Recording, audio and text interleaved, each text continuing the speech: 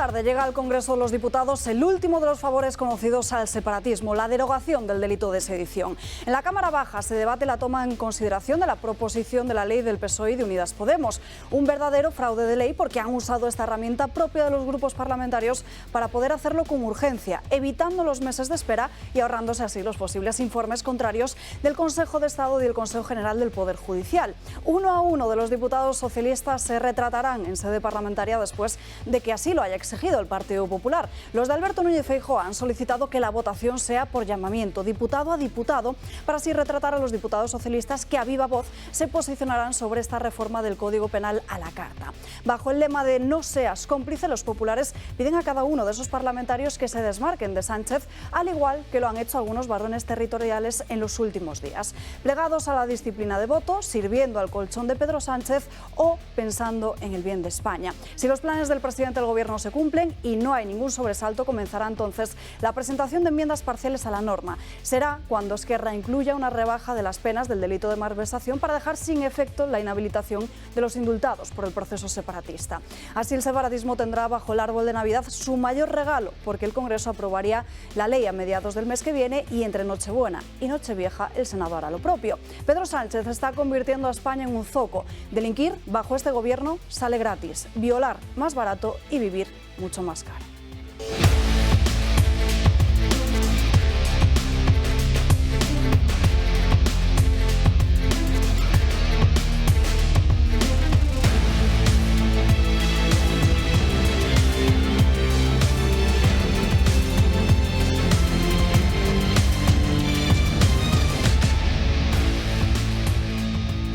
Tenemos muchos asuntos de los que hablar este jueves aquí en Dando Caña. Saludamos antes de nada a los invitados que nos acompañan hoy. Patricia Sanz, muy buenos días. ¿Qué tal? Muy buenos días, Alba. Pues yo creo que lo hemos rotulado muy bien. Hoy los diputados socialistas, una vez más, pero en esta ocasión con el foco mediático sobre ellos, se van a retratar o a favor de Sánchez o en contra de España. No olvidemos que el delito de sedición va a salir adelante porque nos vendieron el de malversación como mal menor y al final, tal y como se puso de manifiesto, saldrá adelante. Va a ser no solo una manera de favorecer, ¿no?, que todos estos separatistas, todas aquellas personas que atentaron contra lo que es la base de un Estado, ¿no?, como es su composición, pues puedan volver, no solo ya salir de la cárcel, etcétera, sino volver al mundo de la política, lo que va a suponer sin duda otro resquebrajo más en este Estado de Derecho y en definitiva veremos a ver lo que sucede, pero todo apunta que, como bien has explicado, Alba, pues antes de fin de año la Cámara Alta concluya todo este proceso y Pedro Sánchez se prepare para su candidatura a las elecciones generales. Román Cendoya, muy buenos días. Buenos días. Está bien. Vamos a ver, es interesante el momento que estamos viviendo porque estamos viendo cómo el Poder Legislativo está delinquiendo. Porque por unos presupuestos generales del Estado se está legislando de una manera dominen, que está prohibido, que lo contempla el artículo de la Constitución 9.3, que marca las directrices de cómo se tiene que legislar, y el artículo 89 de la Constitución. Entonces Pedro Sánchez, como siempre, se está saltando todo, está cometiendo un delito, está rompiendo España por todos sus trozos. Y la propuesta que está haciendo el Partido Popular a los diputados socialistas es que se retraten si son sanchistas o son del PSOE. Porque el PSOE ya estamos viendo que lo representa gente como Emiliano García Paje, como Chimo Puig o Lambán, que están haciendo políticas para sus comunidades autónomas que son totalmente frontales con lo que está haciendo Pedro Sánchez. Entonces ahora tienen que demostrar, y estamos viendo un cisma en el Partido Socialista Obrero Español, un señor que lo está desapareciendo al PSOE para convertirlo en el sanchismo, y que el PSOE y la gente del PSOE tendrá que decidir si esto lo va a tragar o no. Pedro Sánchez sabe que con todas estas medidas, a los que les está perjudicando directamente, porque las primeras elecciones son autonómicas y municipales, es a sus varones, a los que se quiere literalmente cargar. Se los quiere cargar como hizo con Susana Díez. Recordemos que Susana Díez en las elecciones autonómicas andaluzas ganó, pero no gobernó. Y habiendo sido la primera fuerza política de Andalucía, Pedro Sánchez se la cargó para poner a espadas, para cambiar al 70% del partido y para renovar toda la estructura y poner sanchistas. él, ante la posición crítica que de sus políticas inadmisibles está encontrando por parte de Emiliano García Paje o por Chimo Puig o por Lambán, lo que él quiere ahora es, con estas políticas sabe que les va a desgastar, pueden tener un buen resultado, pero una mayoría PP-Vox puede suplirles en la presidencia y se los va a cargar. Y así, si él luego en las elecciones generales fracasara, porque no le queda más remedio que presentarse, porque no encuentra trabajo fuera de España que tenga avión incorporado al puesto de trabajo, que es un requisito previo para cualquier puesto de trabajo que quiera tener Pedro Sánchez, lo que sí tendría es el partido para que nadie le exigiera responsabilidades. Y igual que de una manera él le echaron de secretario general, volvió y fue presidente, a él, si le echan y pierde las elecciones y se queda y puede volver, él piensa que sí. Pero para eso es fundamental que controle absolutamente todo el partido. Fíjate que Susana Díaz ganando la echan y Espadas perdiendo lo mantienen. ¿Por qué? Porque es de Sánchez. Esa es la situación en la que estamos. Y ahora los diputados se tienen que retratar. Y ahora los presidentes autonómicos se tienen que retratar también. Porque el que está aprobando esto es el PSOE. El PSOE. Pone PSOE. Y el que ha presentado la propuesta de reforma del delito de sedición en la mesa de las Cortes es el Grupo Parlamentario Socialista y el Grupo Unidas Podemos. Esos son los cómplices de toda esta historia. Los beneficiarios son Esquerra, pero ellos son los que están destruyendo España. Y eso hay que saberlo y hay que decirlo. Y la gente con su voto tiene que optar en consecuencia. En unos minutos se incorporará Elisa Vigil a nuestra mesa de debate, la diputada del Partido Popular en la Asamblea de Madrid, a la que le vamos a preguntar si es cierto que desde Génova 13 están insistiendo con la sedición porque manejan datos de que más de un 70% de los votantes del propio Partido Socialista estarían en contra de esta reforma del Código Penal. Pueden comprobar que hoy no está con nosotros Josep María Francas porque tiene una cita con el médico y tampoco Julio Ariza, pero al que pueden seguir a través de su canal de Telegram, Julio Ariza el Toro, porque está constantemente al pie del cañón con la información, está contando cómo el Tribunal Supremo británico ha negado a Escocia el derecho a convocar un nuevo referéndum o cómo funcionarios y también asistentes en el Parlamento Europeo le han montado una propuesta a una diputada de Vox, a Margarita de la Pisa, por montar un acto en favor de la vida, sobre la vida. También hablaremos hoy en este programa, porque ayer estuvimos con Red Madre, conocíamos ese mapa de la natalidad en España que pone de manifiesto cómo las administraciones del Estado, muchas de ellas, incluso en alguna comunidad, no destinan ni un solo céntimo de euro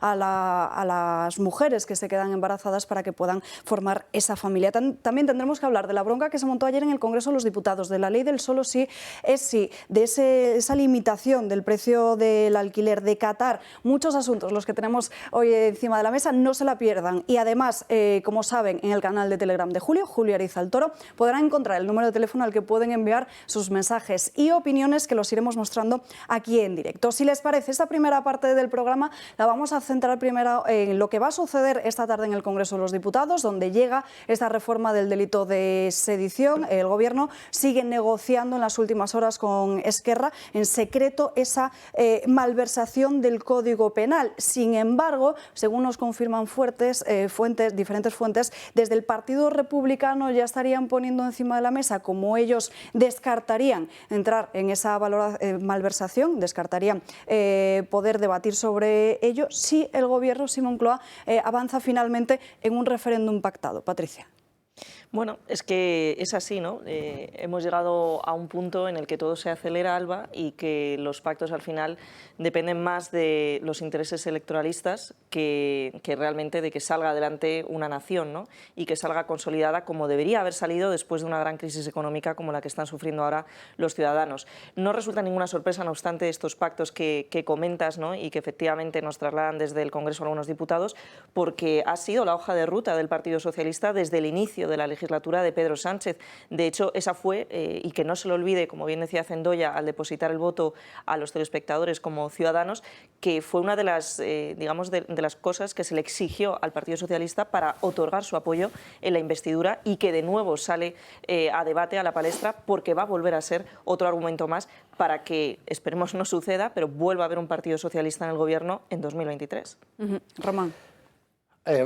Sí, el totum revolutum en el que estamos es curioso. Vamos a ver, el problema que tiene el derecho de sedición, evidentemente lo sacan para antes, condición necesaria, es pacto de la Mesa de Cataluña y de la paz social. Cuando a Pedro Sánchez le encanta preguntar, ¿pero no está mejor Cataluña ahora que antes? Pues no, evidentemente no. El debilitamiento del Estado de Derecho, la violación de las normas fundamentales, obviamente dejan un Estado mucho peor. Lo que tenía que estar mucho mejor Cataluña es aplicando 155, que seguro que el Partido Popular la apoyaba, como en su día apoyó el PSOE al Partido Popular. Esquerra Republicana lo que está buscando es una amnistía. La condición que pusieron para apoyar a Pedro Sánchez era la amnistía, pero la amnistía no se puede dar porque está prohibida por la Constitución. Entonces, la neoamnistía que se han inventado es la reforma del Código. Con la reforma del Código consiguen varias cosas, que en la revisión de las sentencias, eso que hemos aprendido tanto con la ley de la violación, del sí es sí, que sí los violadores a la calle, lo que han conseguido es que si sale esa sentencia, hay que reescribir la sentencia del Tribunal Supremo, porque hay que adaptarla, entonces desaparece que toda esta gente cometió un delito de sedición, será como mucho de desórdenes públicos agravados, pero ya es, vamos, que son unos gamberros, no unos golpistas como Tejero o como Francisco Franco, unos golpistas que son equivalentes, y además lo que hacen es hacer una ley que es ad hominem para 9 personas, directamente, que interfiere en el cumplimiento de una sentencia del Tribunal Supremo, que eso es una barbaridad, que yo creo que ahí los juristas deberían de empezar a poner demandas contra los promotores de esta ley. Primero porque se basa en unos principios que son falsos, con lo cual es una prevaricación. La Unión Europea no ha exigido una homologación del delito de sedición, porque si no hubiera hecho una directiva, si hubiera hecho un texto homogéneo para todos los países. Esto es una mentira que se han inventado estos señores, porque al decirlo con otras palabras, el mismo delito y la misma actitud, que en Francia llega incluso a tener la cadena perpetua como pena, en España lo que hacen es convertirlo en un delito de desórdenes públicos, que esos los tienen todos los países, pero es para gamberrada, para una manifestación ilegal. Entonces, ¿qué haces? Poner las penas de gamberrada, mientras que en esos países siga habiendo 10, 20 años para hacer el delito equivalente. Entonces, eso ya de por sí es una prevaricación.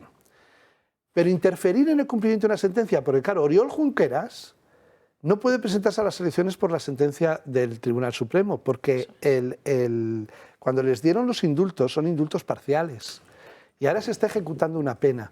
Y en la ejecución de una pena el legislativo no puede interferir. Es una violación absoluta de la Constitución, del Estado de Derecho y de la separación de poderes. Tanto que se le llena la boca a Pedro Sánchez sobre la reforma del Consejo General del Poder Judicial, de que compran ustedes la Constitución. Lo que tendría que hacer Pedro Sánchez es primero leerse la Constitución, donde se consagra la separación de poderes. Un Estado democrático es aquel en el que se acatan y se cumplen las sentencias, no en el que se legisla para romperlas. Un Estado de Derecho es aquel en el que si no se pueden dar amnistía, no se pueden hacer falsas amnistías a través de la legislación. Aquí el único señor que no es democrático, que no cumple la Constitución, que está violentando el Estado de Derecho es Pedro Sánchez y su gobierno. Entonces, que deje de hablar de democracia y de Constitución cuando él está atentando y dando un golpe de Estado parcial, aprobando estas leyes el Grupo Socialista y el Grupo Unidas Podemos. Y no solo Pedro Sánchez, todos los socialistas que están sentados en la Cámara, todos que apoyen esta modificación legal, son cómplices de este delito, de esta amnistía encubierta y de esta ilegalidad permanente antidemocrática. Y además, dando una vuelta de rosca más al asunto, a mí lo que me preocupa gravemente es que, claro, si acaban con el delito de sedición, lo estoy reflexionando ahora mismo sobre la marcha escuchándote, ¿no? ¿Qué nos queda para poder defender al Estado? Bien, nos queda el artículo 155, como has indicado, y nos queda lo único que, aunque se contemple en la Constitución, históricamente en democracia, tan solo han utilizado los socialistas, es decir, los estados de excepción, y en concreto sería el estado de sitio, ¿no?, que es el que defiende la unidad. Por tanto, para poder solucionar un problema como sería la celebración de un nuevo referéndum, probablemente haya que acudir, así lo regula la Constitución en el estado de sitio, a la legislación castrense. Una vez más, los socialistas nos dejan en las manos de la legislación más agravada que puede contemplar nuestra Constitución, que contempla nuestro sistema legal, ante un problema realmente grave, ¿no? Como que es que, bueno, pues que ciertas personas decían saltarse las leyes que existen en una región, en un gobierno regional, entrar en un parlamento y, en definitiva, atacar indirectamente a la Constitución, puesto que no nos olvidemos que Cataluña es representante, su presidente es representante también del gobierno. Por tanto, estamos diciendo que cuando acaben con el delito de sedición solo va a quedar la legislación excepcional y las vías más excepcionales que acuden a la legislación castrense en España. Esto lo están consiguiendo los socialistas hoy en España. Han utilizado un método para salvarse el obligatorio informe del Consejo de Estado, del Consejo General del Poder Judicial y Tribunal Constitucional para una modificación de este calibre, con lo cual puede ser suspendido en cualquier momento la aprobación hoy del Congreso puede pasar, pero puede ser suspendida. ¿Qué más cosas quedan? Lo cual es muy grave, ¿eh? El otro día viven en tal estado de impunidad Oriol Junqueras y compañía que el domingo dijeron que esta rebaja del delito de sedición nos va a permitir el que cuando lo volvamos a hacer sea más barato. Claro. Bien, pues eso ya convierte en ilegal el indulto parcial recibido, porque para la percepción del indulto el arrepentimiento es parte fundamental. De tal manera que ya han demostrado que no hay ningún arrepentimiento, sino que encima hay voluntad de reincidir en el hecho, ¿no? Bueno, todo esto, ¿qué supone? Bueno, en el fondo quedan un año de legislatura máximo, porque las elecciones como muy tarde tienen que ser en noviembre del año que viene, ¿no? Y todavía se estará en plazo para poner todo tipo de denuncias, todo tipo de denuncias penales, todo tipo de actuaciones legales contra todos los que están participando en esta carnavalada. Que es que los golpes de Estado ahora no son como los de Tejero y con armas. Los golpes de Estado ahora son versión 3.0, son versión digital, son la reforma de las leyes, los cambios de la Constitución. Lo que estamos viendo es un cambio de la Constitución sin utilizar los mecanismos establecidos por la propia Constitución. Entonces, eso es una ilegalidad absoluta. Y lo que tienen que hacer es, aparte de la acción política que les corresponde a los partidos, bueno, lo primero es, según lo aprueben hoy, poner un recurso ante el Constitucional por la inconstitucionalidad de la forma y el procedimiento, pedir una suspensión inmediata de la entrada en vigor de la ley. Y las asociaciones de juristas se tienen que poner las pilas y se tienen que poner a trabajar. ¿Y quién lo va a pedir, Román? Eso es lo que habría que hacer, pero con las mayorías que tenemos hoy en el Congreso... Pero tú lo pides y te vas retratas, a la justicia y a lo penal. Te lo llevas a la justicia. Y ¿Pero cuántos diputados? Pero si no necesitas los diputados, 50 diputados tienes para ir al Tribunal Constitucional. Bueno, Vox ya lo está haciendo, ¿eh? Siempre que puede interpone recursos y de hecho suele ser el primero. Luego ya están las promesas que habrá que hay que exigirlas que sean en el minuto 1. El primer Consejo de Ministros, señores. Si Alberto Núñez Feijóo ya ha dicho que si es presidente lo derogará, pero en el primer Consejo de Ministros, según yo, buenos días, primera, derogar.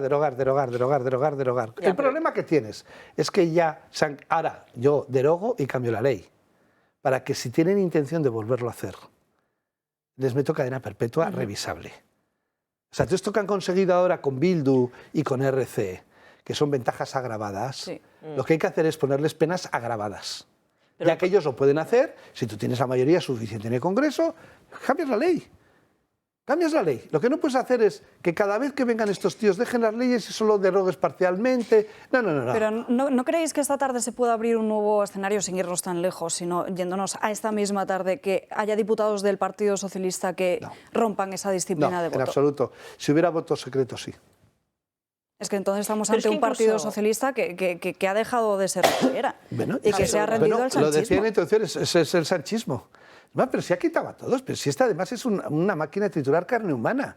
Y que sepan que los que están hoy, que le siguen haciendo sibuana, los va a machacar a todos cuando les interese. Recordad al ministro de Justicia que siendo juez tuvo que doblar, retorcer, estrujar, apretar la ley para justificar los indultos de los golpistas catalanes y lo pagó con una llamada de teléfono diciendo que no seguía siendo ministro, que a Carmen Calvo, que le defendió todo, la mandaron, porque, vamos, y Ábalos, y Iván Redondo, y que los que puso en el 40 Congreso del Partido Socialista en mayo del año pasado le han durado 8 meses, porque los ha tirado a todos.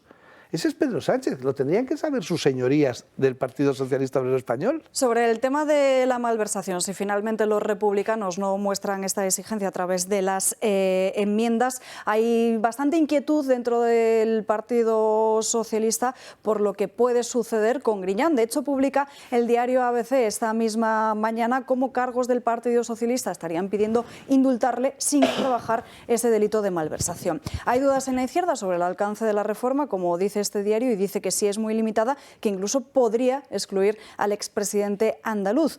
Como saben, durante todos estos meses, desde Moncloa, diferentes voces han defendido que él no se enriqueció a sí mismo y consideran que por ello podrían justificar el indulto a Griñán. Bueno, o sea, aquí hay un lío, porque estos como son muy malos, son malos malotes. Lo que hacen es, vale, yo te doy el de sedición, pero tú me pides el de malversación. Entonces, yo te concedo, pero no tiene nada que ver con la sedición y lo que estoy arreglando es Cataluña, y luego los de Esquerra, a los republicanos les piden, vosotros pedís el de malversación, que entonces nosotros nos beneficiamos con Griñán. ¿Cuál es el problema? RC, su posicionamiento estratégico político dentro del ámbito de Cataluña es la acusación permanente a Junts, como herederos directos de Convergencia y Unió, de que son los del 3%, los de la malversación de caudales públicas y que se han forrado a manos llenas los Pujol y compañía robando a Cataluña.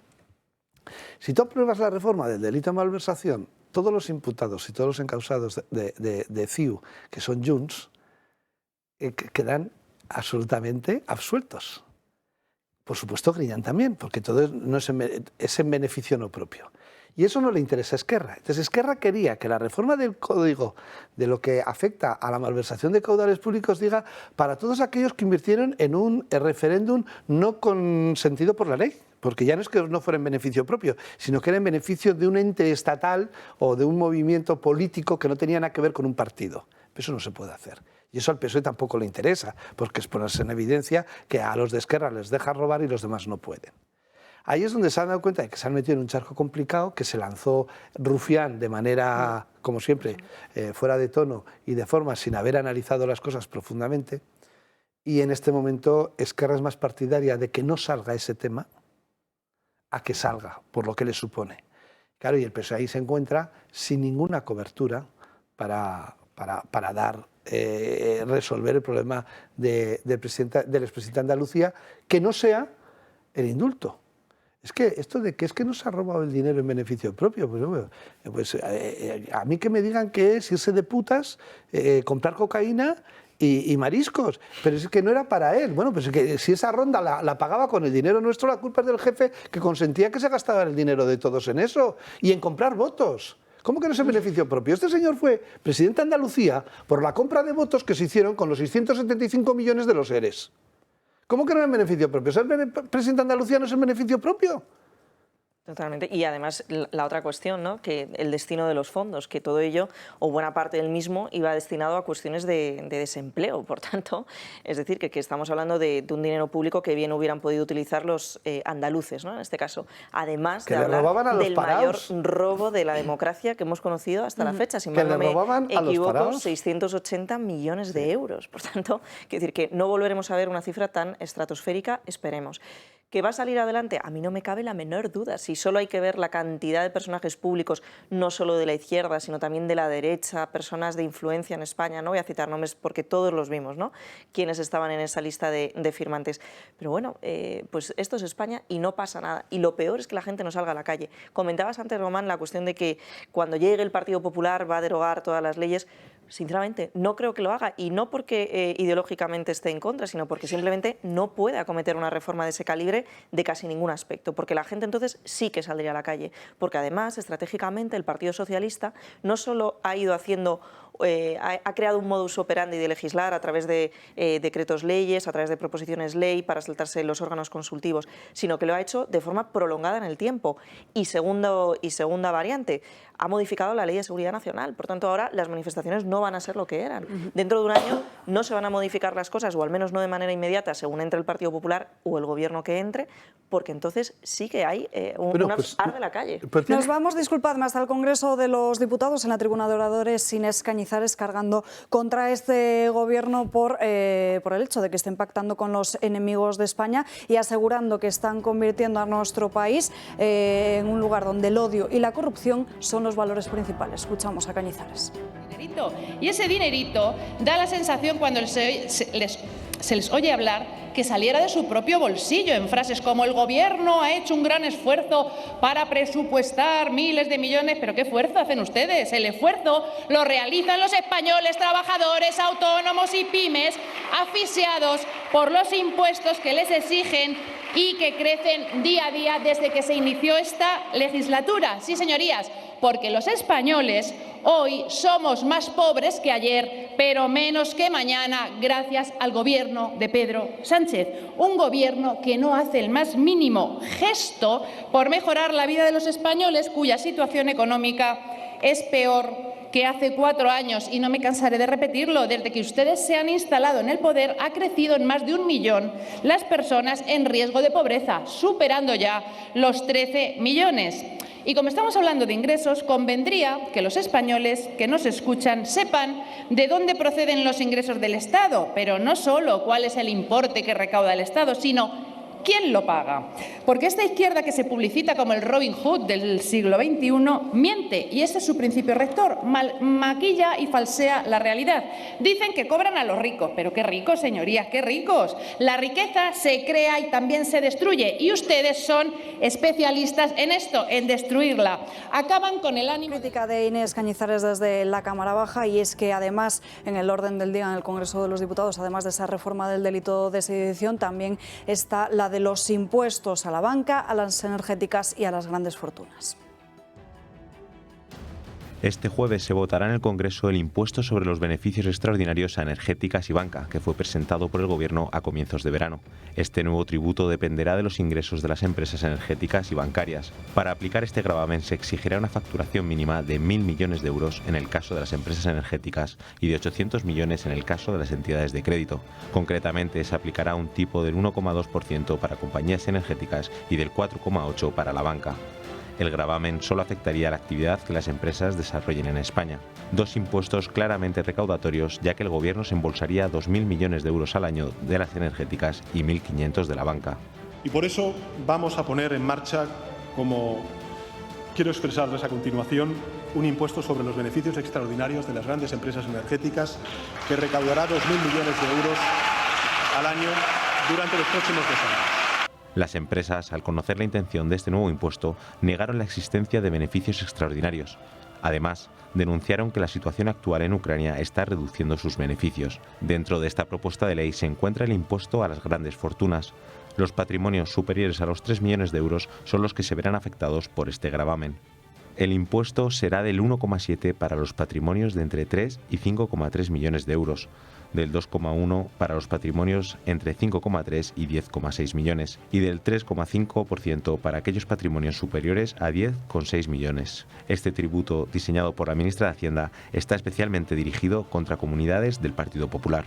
Es un ataque focalizado contra Andalucía. Es un ataque contra Andalucía. Andalucía, Madrid y Murcia serán las grandes perjudicadas.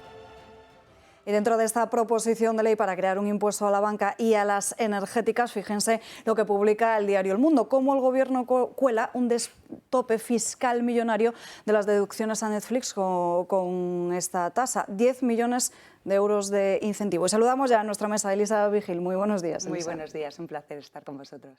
¿Cómo valoráis estos movimientos del Gobierno a través de los impuestos?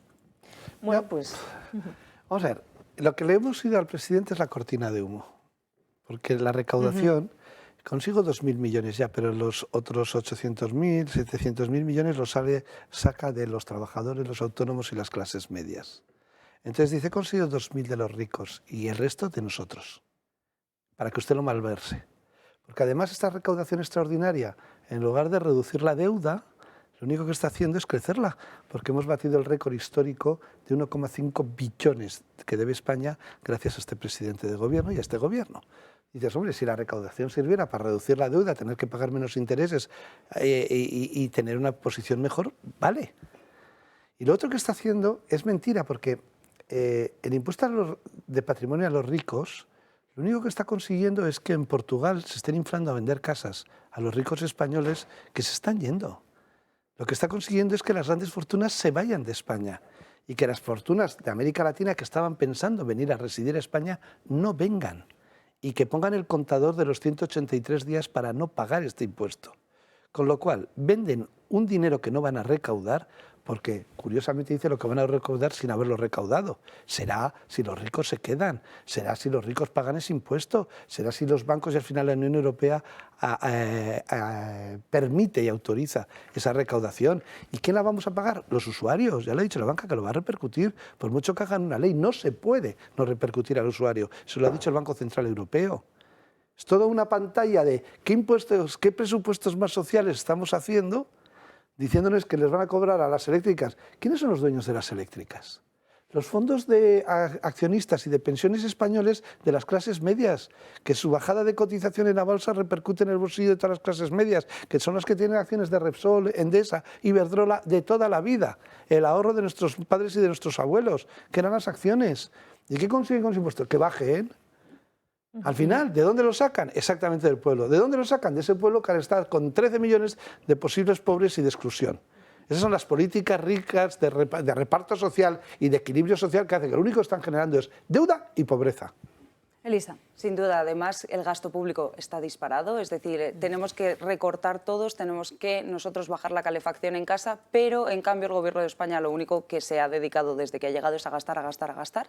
No ha recortado en absolutamente nada, seguimos teniendo 22 ministerios que no sabemos exactamente para qué se utilizan, tenemos más de 140 altos cargos que dependen directamente de Moncloa, tenemos ahí cargos y cargos, es que es todo absurdo y entonces ahora decimos a las familias que se aprieten el cinturón.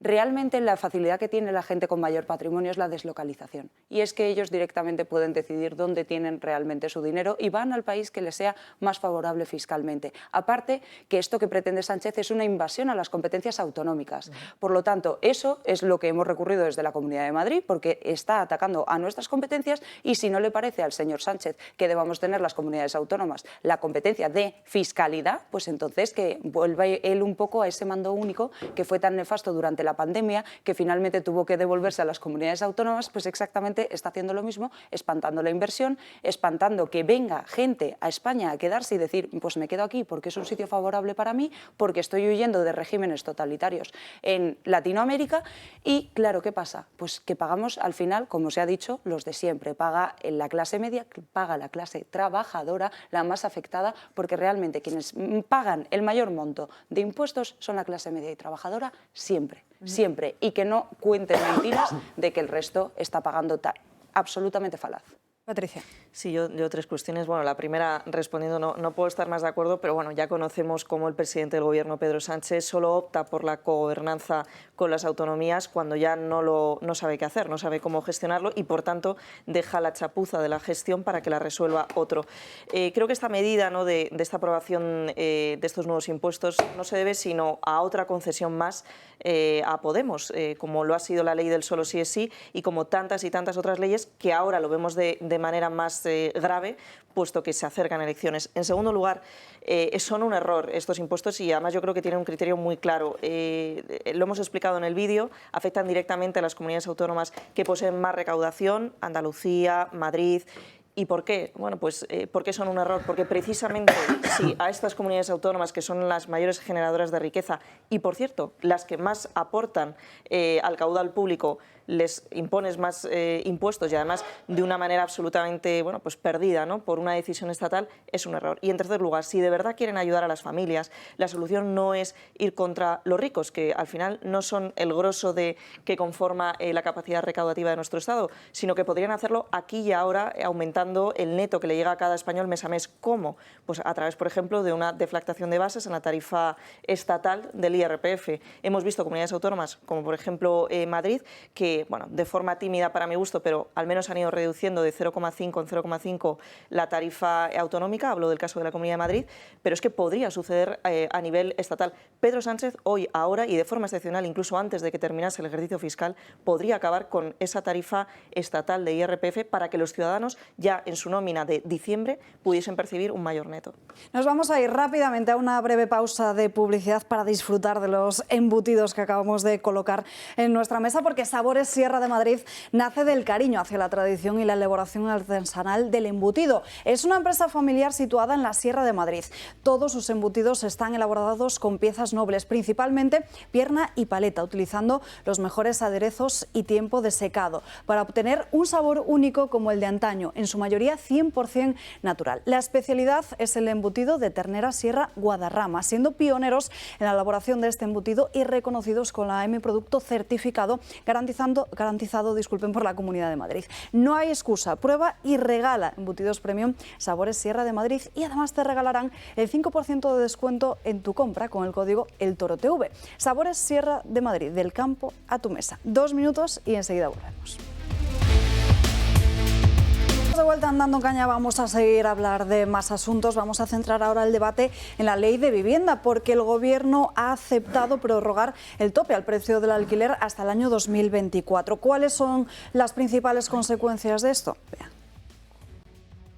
Subidas de precios, menos oferta y más requisitos para alquilar. Estas son las consecuencias del tope del 2% a las subidas del alquiler. La medida en principio iba a durar 3 meses y después se amplió hasta finales de 2022. Pero como no hay 2 sin 3, se ha alargado otro año más. Así se ha decidido tras el acuerdo del Gobierno con Bildu para sumar su apoyo a los presupuestos generales del Estado. Una medida que ya está teniendo impacto en el mercado del alquiler. La oferta de viviendas se está desinflando, sobre todo en los mercados con precios más altos como Madrid. Y esta escasez de oferta está provocando que los precios continúen al alza. Además, este límite del 2% impuesto por el Gobierno ya ha supuesto una pérdida para los propietarios de unos 1.400 millones de euros, lo que les ha llevado a alzar la voz. Francisco Ñareta, portavoz de Idealista, asegura que el Gobierno vuelve a dejar sobre los hombros de los propietarios la subida de la inflación y no les ofrece ninguna compensación a cambio. También la agencia negociadora del alquiler ha mostrado su total rechazo a esta medida. Considera que es un grave error prorrogar todo un año más esta limitación al 2% en perjuicio de los arrendadores. La ministra Isabel Rodríguez asegura que estas medidas son para ayudar a las familias hipotecadas, pero nada más lejos de la realidad. El acuerdo no solo ha provocado subidas de precios, también genera una enorme ansiedad entre las familias que necesitan acceder a una vivienda, ya que sitúa al mercado en una situación muy crítica. Saludamos ya a Jesús Pérez, director de Finaer. Muy buenos días.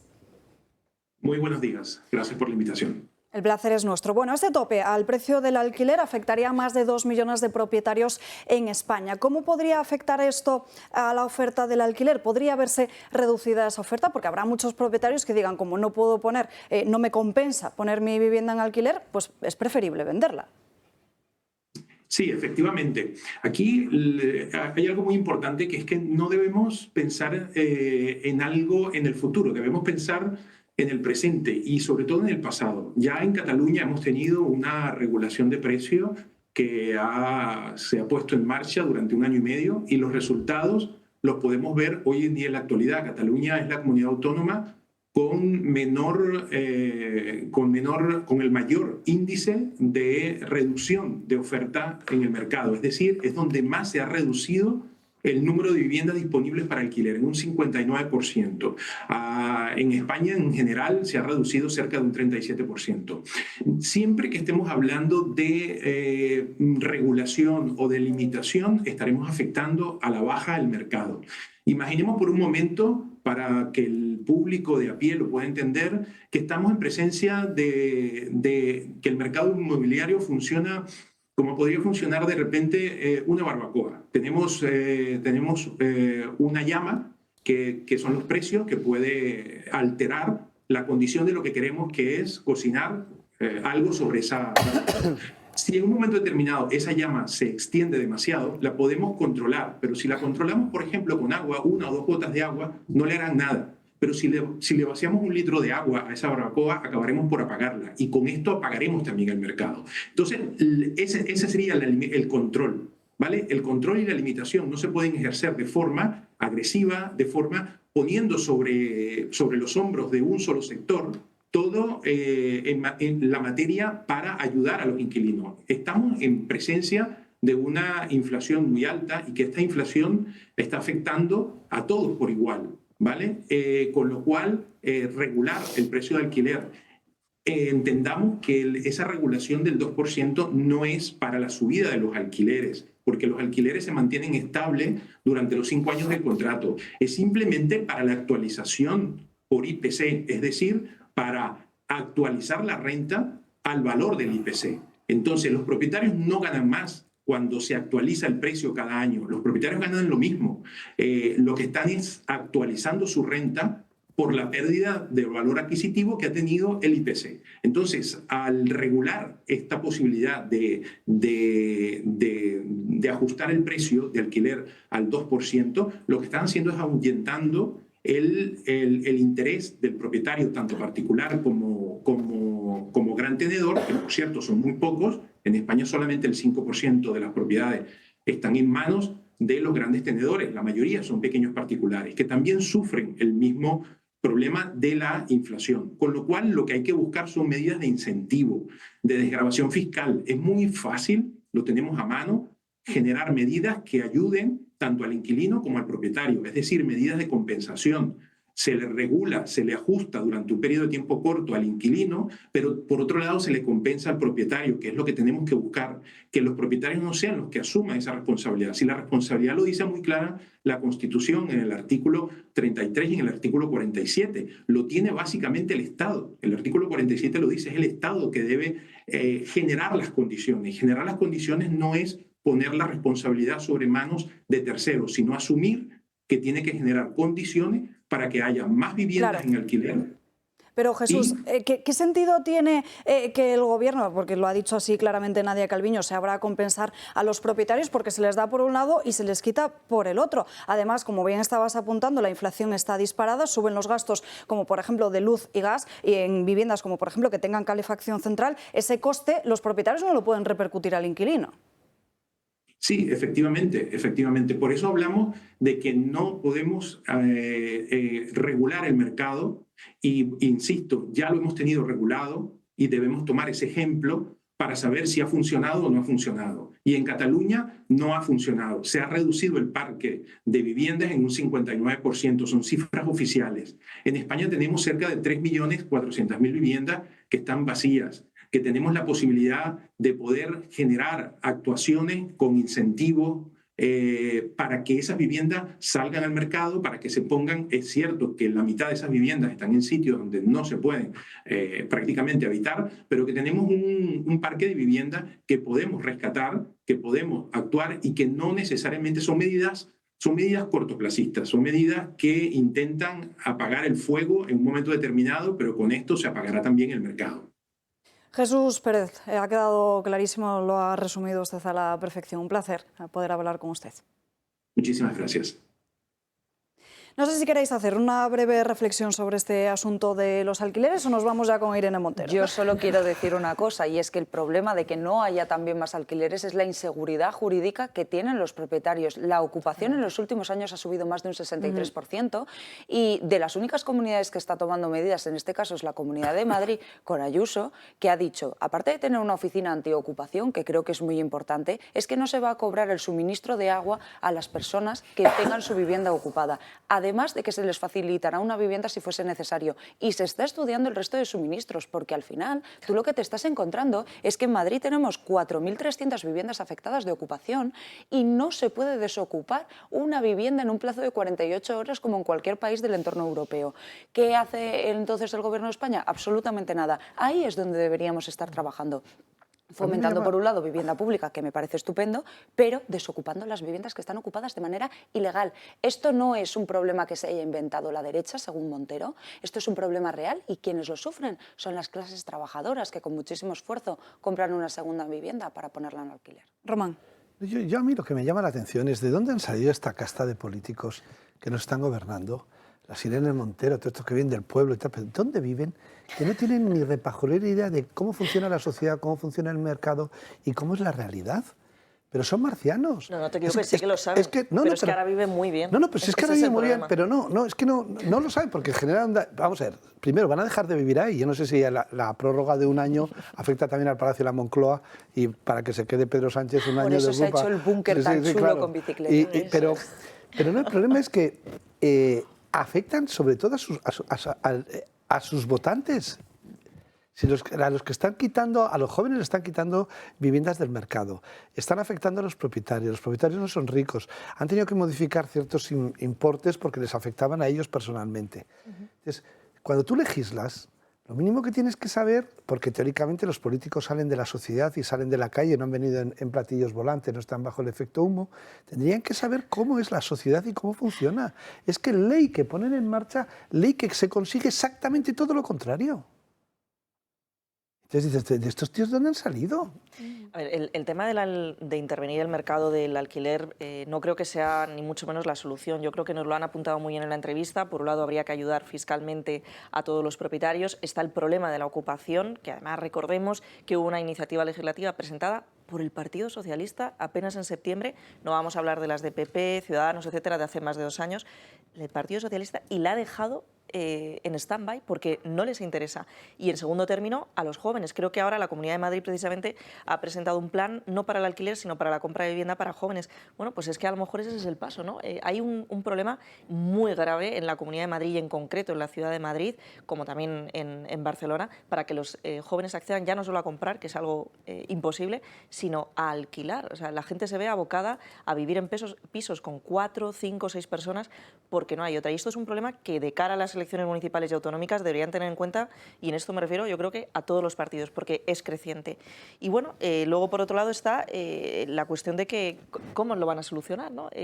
Bueno, pues es que a lo mejor fiscalmente tendrían que ayudar al propietario, pero inmiscuirse en la propiedad privada, como por cierto Podemos ha llevado un programa casi desde el inicio de que Podemos existe como partido, aunque ellos lo disfrazan del eufemismo de solución habitacional, no es la solución. La solución es ayudar al propietario y, por supuesto, a ese joven que no puede acceder a la vivienda. Vamos a dejar ese asunto aquí, que sé que tenéis ganas de hablar de Irene Montero y de lo que sucedió ayer en el Congreso de los Diputados. Bronca tremenda en la Cámara Baja a raíz de unas palabras de Carla Toscano. Vamos a ver qué es lo que ha pasado. Aluvión de críticas a Carla Toscano por sus declaraciones en el Congreso sobre Irene Montero. Hay que tenerla de cemento armado para insultar a profesionales que se han pasado años de su vida estudiando Derecho y una oposición, cuando el único mérito que tiene usted es haber estudiado en profundidad a Pablo Iglesias. Y así es como respondía frente a las palabras de la de Vox. Quiero solicitar que se incorpore al diario de sesiones la violencia política que se está ejerciendo en este momento en la sede de la soberanía popular. Y les vamos a parar los pies a esta banda de fascistas con más derechos. Pues bien, Pablo Iglesias no ha tardado en defenderla, considerando lo ocurrido como un hecho no aislado. Lo que pasó ayer no es un hecho aislado, es el resultado de una campaña sostenida de desinformación y ataques contra la ley Solo sí es sí y contra Irene Montero.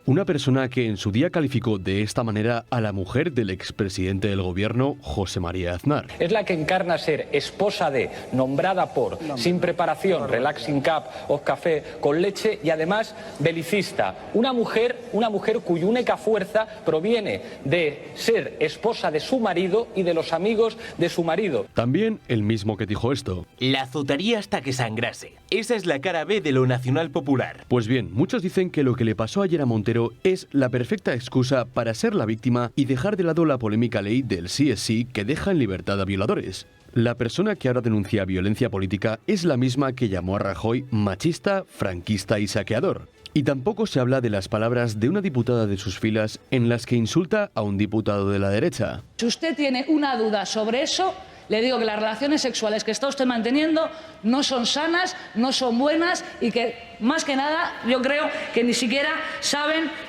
Nos encontramos en un momento en el que decir que Ana Botella ha llegado a alcaldesa por ser la pareja de Aznar es libertad de expresión, pero decir que Montero es ministra por Pablo Iglesias es violencia política.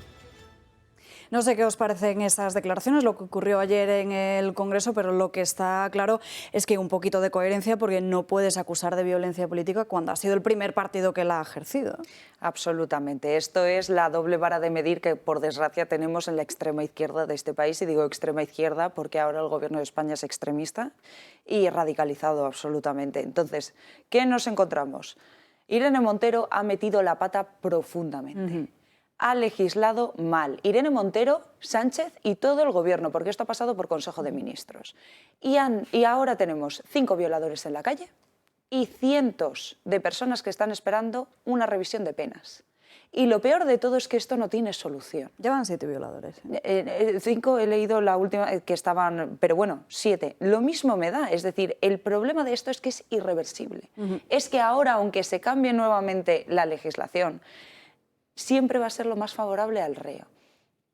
Eso en primer lugar. Luego, en segundo lugar, decir violencia política y los escraches a Cristina Cifuentes, a Begoña Villacís, los insultos que recibe la presidenta Ayuso en la Comunidad de Madrid, en la manifestación del otro día grotesca, dantesca, política, que decían que después era de sanidad. Es decir, ¿Cuándo está permitido y cuándo no está permitido? ¿Qué es? ¿Que si se insulta a mujeres de derechas está permitido decir absolutamente todo y vejarnos absolutamente, pero en cambio si eres de izquierdas no se te puede decir absolutamente nada? Me parece que es un doble rasero. Pero luego es que aquí hay que pedir responsabilidades a un gobierno que ha dejado criminales en la calle, que estamos hablando de violadores, que además hablaba el otro día con un magistrado que me decía, y lo peor de todo es que son perfiles reincidentes. Es decir, que vamos a volver a juzgarles seguramente por el mismo delito en unos pocos meses. Y están sueltos. Y nadie ha salido, por lo menos, a pedir perdón, a decir que se han equivocado. Siguen manteniéndose de una manera, por decirlo de algún modo, estoica, diciendo que su ley es buena. Su ley es nefasta. Y si no saben legislar, que se aparten y que venga otro a hacerlo. Pero han modificado las penas en el Código Penal, la parte inferior de las penas, y eso es un problema. Dicen, no, pero es que en el informe del Consejo General del Poder Judicial ustedes no han seguido absolutamente nada. Han hecho esto de manera completamente partidista e ideológica. Las leyes no pueden ser ideológicas. Las leyes no se pueden hacer a medida del violador, ni a medida del que es secesionista, ni a medida del que se encarga de robar en España. No se puede hacer la ley a favor del que comete el delito. Es que es el mundo al revés.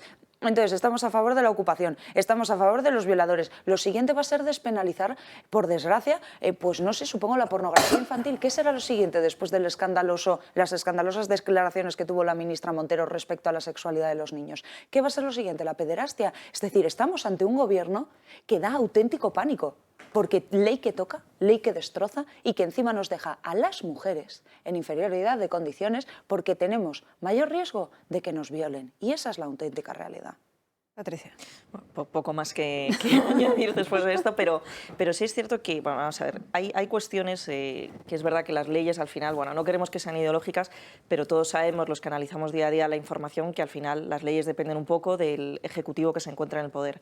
Eso sí, cuando se tratan grandes temas de Estado, educación, feminismo, porque bueno, pues ha sido traído a debate por la izquierda en este país, tiene que haber un gran pacto de Estado y en este sentido el Ejecutivo de Pedro Sánchez no ha contado en ningún momento desde el inicio de su legislatura con el principal partido de la oposición, en este caso el Partido Popular, como tampoco ha contado, ¿no?, con otra serie de fuerzas con las que bien debería haber tenido un debate a mesa cerrada y por tanto el feminismo ha sido una de ellas. Decía el otro día el vicepresidente primero de Acción Política de Vox, Jorge Buxadé, que no solo se han equivocado, sino que querían, ¿no?, como una intencionalidad detrás de la aprobación de la Ley Orgánica de Libertad, ¿no?, de la protección de la mujer. Bueno, pues es que a lo mejor cuando a alguien se le reitera, tanto por el Consejo General del Poder Judicial, el fiscal, el Consejo de Estado, el Económico y Social, cuando se le reitera por tantos órganos y tantos órganos consultivos de las consecuencias que podía llevar esta ley, que no solo era la rebaja de las penas, creo que fue además también una diputada del Partido Popular quien lo recordó, la señora Zaragoza, si mal no me equivoco, en mayo de este año, como también lo recordó Vox en el propio Congreso de los Diputados, cuando ya te lo han advertido tantas veces, tanto desde la banda, ¿no?, de política como de los propios órganos con gente formada, juristas a los que han atacado, que para mí, más incluso que la cuestión de las mujeres, es eso, ¿no?, el ataque que han hecho otra vez más por inmiscuirse en el Poder Judicial. Cuando has tenido todo esto delante y aún así has querido seguir adelante con la aprobación de esta normativa, algo de culpabilidad, por supuesto que tiene. Absolutamente. Nos tenemos que ir a una pausa de publicidad. Escucharé la opinión de Román apenas unos minutos después de que se incorpore Ana Agulló en nuestra mesa con Crónicas de Manicomio. A la vuelta, no se lo pierdan. De vuelta en Dando Caña, seguiremos hablando de la ley del solo sí de Irene Montero. Ana Agulló con sus Crónicas de Manicomio. Muy buenas tardes. Muy buenas tardes, Alba. Tenemos que hablar de Balenciaga, que está en el foco de atención, ha sido tocado y hundido. La conocida marca de lujo ha metido la pata hasta el fondo en su última campaña. Millones de usuarios se han volcado en Twitter contra la firma por dos motivos. Primero, usar a niños pequeños rodeados de objetos que los usuarios han asociado con el sadomasoquismo. En las imágenes se pueden ver que los peluches que aparecen con dos de los niños están vestidos con trajes bondaje propiamente relacionados con esta práctica sexual. Y segundo, por mostrar junto con uno de sus bolsos una sentencia de la página 11 de Ashcroft vs. Free Speech, en la que la Corte Suprema de Estados Unidos anuló la parte que prohibía la pornografía infantil virtual, pues según los jueces no era obscena ni real. Pero no es lo único que se puede ver en la imagen. Los niños están rodeados de copas de vino, champán, cadenas plateadas y artículos propiamente para adultos. Se trata de una campaña de regalos que ha sido eliminada por Balenciaga y que incluía desde tazas de café hasta arnés para perros. Es decir, no era una campaña de ropa o de artículos dirigida a los niños, sino una campaña con niños dirigida a los adultos. Balenciaga ha pedido disculpas en sus redes sociales con el siguiente mensaje. Nos disculpamos sinceramente por cualquier ofensa que haya podido causar nuestra campaña para las fiestas. Nuestros bolsos de peluche no deberían haber aparecido con niños en esta campaña. Hemos retirado inmediatamente la campaña de todas las plataformas. Y añadía: pedimos disculpas por mostrar documentos inquietantes en nuestra campaña.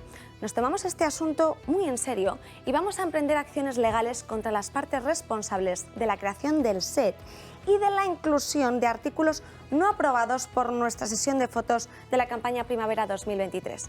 Condenamos firmemente el abuso de los niños en cualquiera de sus formas, defendemos la seguridad y el bienestar de los niños.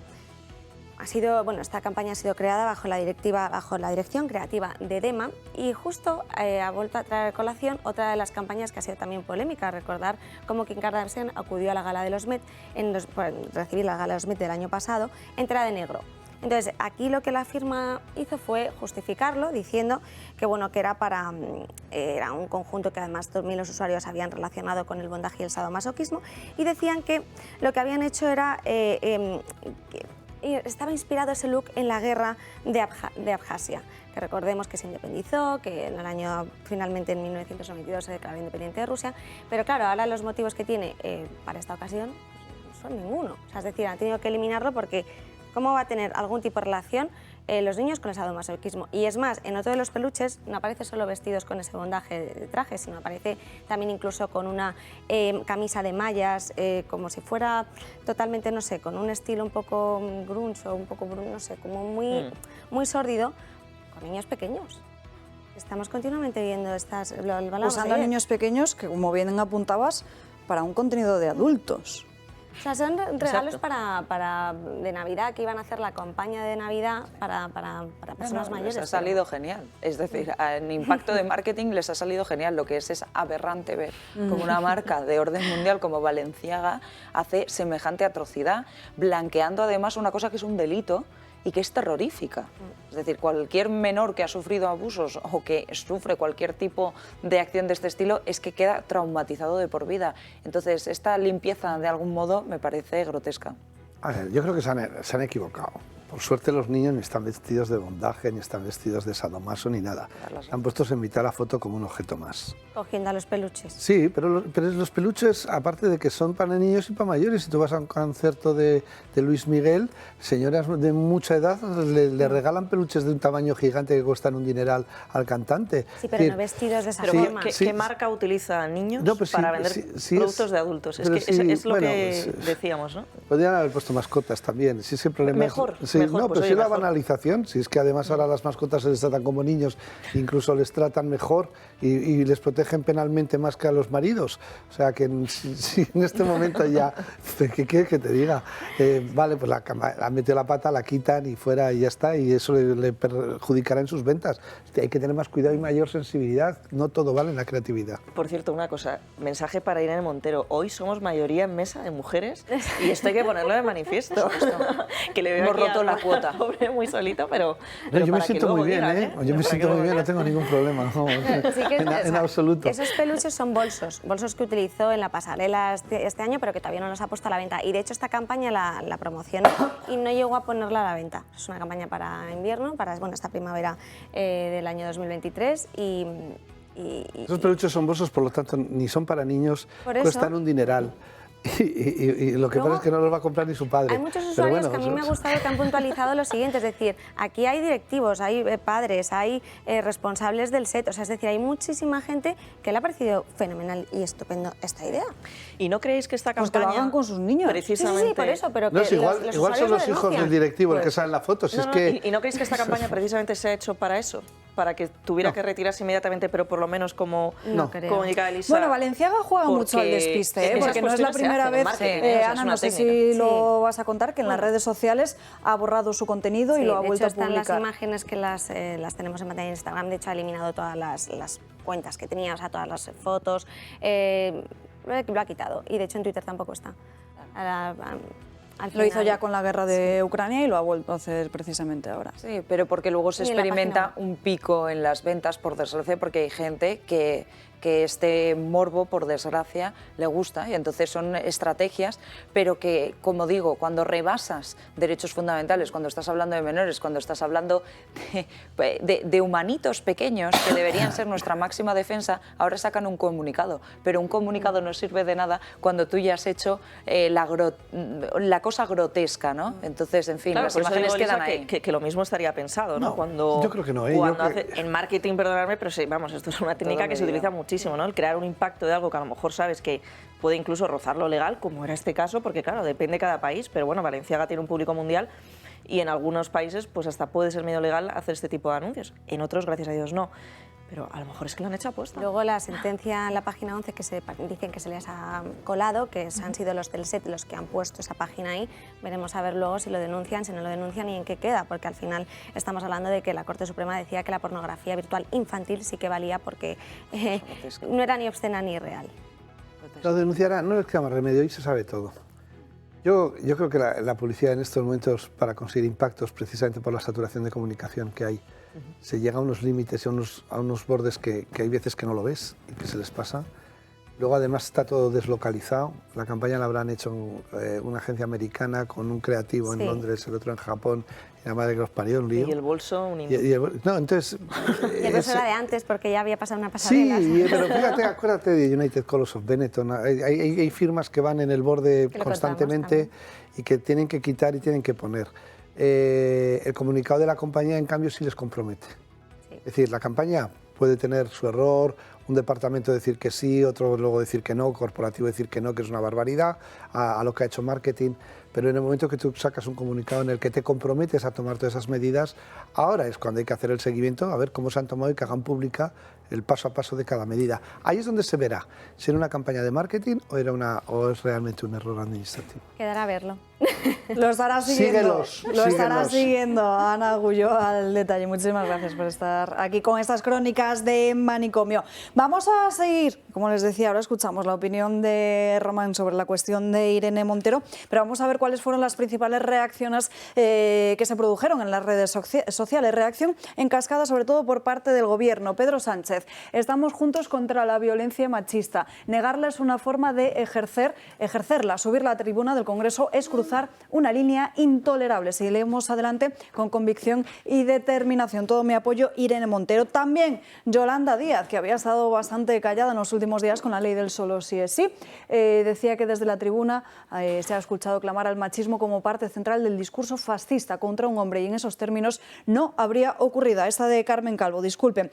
Yolanda Díaz, ahora sí, lo van a ver en sus pantallas. Decía que era intolerable que se profieran insultos y ataques machistas a la ministra Irene Montero en la sede de la Soberanía. Dice que no todo vale en política. Y ahora van a ver el de Cuca Gamarra, que también ha salido en defensa de Irene Montero, aunque eso sí, dice que debe asumir responsabilidades por la ley del solo sí es sí. También el propio Pablo Iglesias ha reaccionado a través de Twitter, que dice que no es un hecho aislado y que esto responde a una cacería mediática contra Irene Montero y una campaña de desinformación y ataques contra la ley del solo sí es sí. Román, adelante. O sea, yo tengo que decir que lo siento mucho, pero que legítimamente decir que Irene Montero es una analfabeta funcional legislativa no es violencia machista.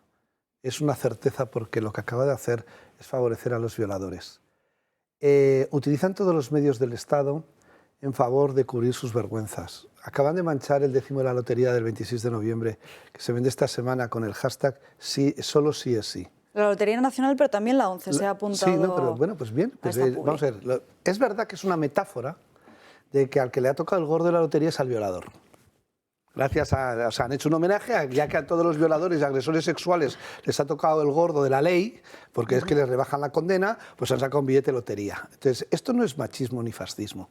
Es una crítica política a una señora que no tiene ni idea de hacer leyes, que no ha tenido en consideración todos los informes que tenía ni todas las advertencias. Al Congreso se va llorada, porque además aquí el líder y el que empezó a ejercer la violencia machista y fascista contra las personas, y especialmente contra las mujeres, se llama Pablo Iglesias Turrón, el marido, pareja y padre de los hijos de esta señora. Acordémonos de la campaña de Vuelve, él. La de Ana Botella, alcaldesa de Madrid elegida por los ciudadanos, porque a ella la han nombrado ministra a dedo, no la ha votado nadie para que sea ministra.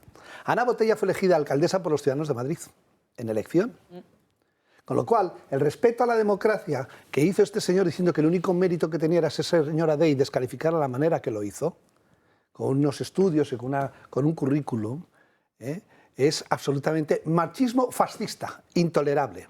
¿Qué pasa? Carmen Calvo dice que no puede ser en la tribuna, porque Pablo Iglesias y toda su gentuza lo hace desde los platos de la televisión, desde las redes sociales o desde en la silla en la que suele estar el señor Echenique en su casa. Pero no desde la tribuna. O sea, si es desde la tribuna, si es alguien de izquierdas, es violencia machista política intolerable. En cambio, si lo hace Pablo Iglesias, lo hace Echenique, lo hace Monedero, que cojan la lista de todos los insultos que toda su gente hace a mujeres y a hombres, porque, ojo, si eres de derechas, la condición de mujer no se te considera. Exacto. Y tenemos una trayectoria enorme de circunstancias que han pasado sobre violencia, situación a mujeres de derechas, en el que las feministas estas no han abierto la boca. Y además todos sabemos que es verdad que llegó a ministra por ser mujer de Pablo Iglesias. Como sus anteriores compañeras fueron sentadas en el escaño de al lado en el Congreso y luego las mandó a galeras cuando dejaron de ser sus compañeras. Y eso será, lo que eso es una conducta machista de él, que ha utilizado la política para proyectar todas sus relaciones de pareja. Y hemos conocido todas. Y eso no es violencia machista, esos son hechos objetivos. Y luego hay una cosa muy grave, y es que cuando se saca adelante esta ley, se culpa a los jueces y se sale diciendo que los jueces son machistas, y fijaos quienes dicen que los jueces son machistas, cuando en las últimas promociones de judicatura más del 90% son mujeres. No, pero si cuando actualmente en la judicatura en España más del 70% son juezas. Pero es que el problema es que no hacen lo que quiere la izquierda y no son obedientes. No, claro, no hacen lo que cree la izquierda que debe hacer, pero es que lo que hacen los jueces es aplicar la normativa, el derecho aplicable en cada momento. El juez no llega y se inventa una normativa o tiene que hacer una lectura en clave de género. El juez aplica un código penal, pero yo entiendo que esta gente que asalta las instituciones, que no cree en la Constitución española, ¿cómo va a creer en el Código Penal, que es la segunda norma más importante que tenemos en un Estado de Derecho? ¿Cómo va a hablar de la retroactividad del reo una gente que lo que tiene es, en sus filas, en el Ministerio de Igualdad, sin irnos más lejos, tiene a dos personas que una ha pegado a policías, que es Isa Serra? ¿Eso es el feminismo que se promueve por parte de este gobierno? Entonces es dantesco que no haya salido nadie. ¿Dónde está Pilar Llop, ministra de Justicia? No es violencia política. ¿Dónde está Pilar Llop? ¿No es violencia política contra un montón de gente ir a una iglesia y enseñar las tetas? Vamos a ver, eso es violencia política. Pero si lo hacen ellos es que es un ejercicio como en la Asamblea de Madrid, como en la Asamblea de Madrid, cuando se veja, y digo veja, a la presidenta Isabel Díaz Ayuso o a cualquiera de las que estamos en la bancada de la derecha y se nos tacha de todo, absolutamente todo, y no podemos decir, oye, no, es que eres machista. No, es que son machistas ellas y ellos, porque ese es el problema. Ellos, sus partidos son eminentemente machistas. Obviamente, vamos a ver, el sometimiento que tienen al macho alfa en Podemos es machismo puro y duro. Absoluto. Es decir, que en Podemos, cuando dijo que le aceptaría hasta sangrar a Mariló Montero, sí, qué horror. Le dijo que le aceptaría, esto que es dicho por además cuestiones ideológicas. Sí. Luego eso sí que es violencia política, sí, es terrorismo político, exacto, es fascismo puro y duro, ya que les gusta utilizar el término, pero eso es el que practica Pablo Iglesias Turrón. Absolutamente, y la marca blanca de Podemos, que es Más Madrid, hace exactamente lo mismo. ¿Pero qué es eso de que ustedes no saben follar, que dijo el otro día la lerda esta en la Asamblea? ¿A quién le ha dado ella el título? Ahora, si le dices que ella está ahí... No lo digamos nosotros, que hemos cortado las declaraciones a propósito, pero es que no hay que cortarlas, las cosas son como son. Es que no hay que encubrirles, hay que descubrirles. Y si ahora a esa señora le llamamos la maestra en que sabe eso, nos dirán que es violencia. Oiga, pero si usted está fardando de lo que sabe y da lecciones a los demás, le podremos llamar la maestra de FO. No, y que además echa la culpa a cualquiera. Nadie asume aquí, nadie del gobierno ha salido a asumir ni tan siquiera un poco de responsabilidad ante la situación dantesca que se está viviendo. Es que directamente, primero son los jueces los culpables, luego supongo que también los abogados que defienden al violador, porque resulta que existe un derecho de defensa en este país, también serán culpables, porque ¿por qué hacen eso? Porque van en contra del movimiento feminista, de su movimiento feminista que se han inventado, y entonces, al final, ¿quién es el culpable? ¿Yo? ¿A la que violan? Porque es que resulta que los violadores ahora están en la calle y resulta que lo más probable es que reincidan y resulta que las afectadas, al final de todo, somos las mujeres a las que dicen defender. Eso sí, solo si es sí, el violador eres tú y demás canciones que van a entonar, y el gordo de la lotería este año, pues como bien has dicho, va para los violadores, pero también la peor desgracia de todo es que los que han sido o se han llamado el gobierno más feminista de España con 500 millones de euros, esta no es la primera vez que la pifian, porque teníamos un cartel de campaña de este verano en el que despreciaron absolutamente a 5 mujeres que salían en ese cartel y nadie pidió disculpas, echaron la culpa a la pobre editora del cartel, que qué tendría la pobre moza que ver al final en toda la batalla, y al final es que es una detrás de la otra. No, pero además hay una cosa que yo sí quiero decir una cosa, que creo que Carla Toscano se equivocó ayer. Porque o preparas mejor el discurso para que no se monte este pollo, porque no se puede consentir que en este momento Irene sea la víctima. Irene Montero es la responsable de todo lo que está pasando y tenía que haber dimitido inmediatamente en cualquier gobierno decente del mundo, de izquierdas o de derechas. Cuando uno hace una ley con esas meteduras de pata, cuyo resultado es que los jueces y juezas, como les gusta decir a ellos, se ven obligados a reducir las penas de los acosadores y los violadores, el ministro o ministra, ministre o lo que sea de turno, me da igual cómo haya llegado allí, tiene que dimitir. Entonces, lo que no se puede consentir es abrir una ventana de oportunidad para que ahora sea la víctima porque le han agredido políticamente. Eso es un error garrafal. Y un error de hacer política, pero eso no obvia ni tapa la desgracia que es para la política española que Irene Montero sea ministro, que llegó porque la puso su pareja y porque además ha hecho una ley que es un peligro público para la sociedad. Y eso ni es machismo, ni es fascismo, ni es violencia política. Es un hecho objetivo y es una crítica legítima política. Y si usted sufre mucho porque le leen la cartilla y le dicen la verdad, pues no se meta en política, váyase a su casa y no nos vaya a llorar al Congreso vestida de Bemiani diciendo que es progre y obrera. Disculpad que os interrumpe, pero tengo al otro lado de la línea esperando desde hace unos minutos a Rodrigo Martínez García, que es secretario general de Valens en Barcelona. Muy buenas tardes. Hola, buenas tardes.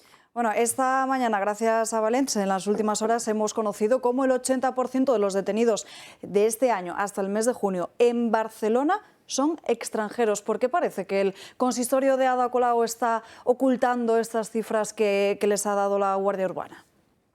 Bueno, parece que lo que no quieren es sobre todo tener una imagen real de la situación, ¿no? Que yo creo que es lo principal que uno necesita si quiere gobernar cualquier ciudad o comunidad autónoma. Nosotros hace unos meses denunciamos que el 80% de los actos delictivos en la ciudad se producían por manos de delincuentes extranjeros. Nos tacharon de mentirosos para arriba. Y ahora la Guardia Urbana ha proporcionado, nos ha facilitado, hemos hecho un trabajo de indagación importante, que el 76% de todas las detenciones que se produjeron en el primer semestre de 2022 fueron precisamente con delincuentes extranjeros, ¿no? Entonces, es importantísimo, como decía, tener una foto de cuál es la realidad de la situación en primer lugar. Eso es lo principal, ¿no? Luego, reconocer el problema. Hemos de reconocer que en la ciudad de Barcelona tenemos un problema con la delincuencia, un problema muy grave, y que parte de este problema viene precisamente de población extranjera. Ahora hemos de buscar soluciones. La primera solución aquí es la responsabilidad de las administraciones, que son las que tienen la obligación de atender.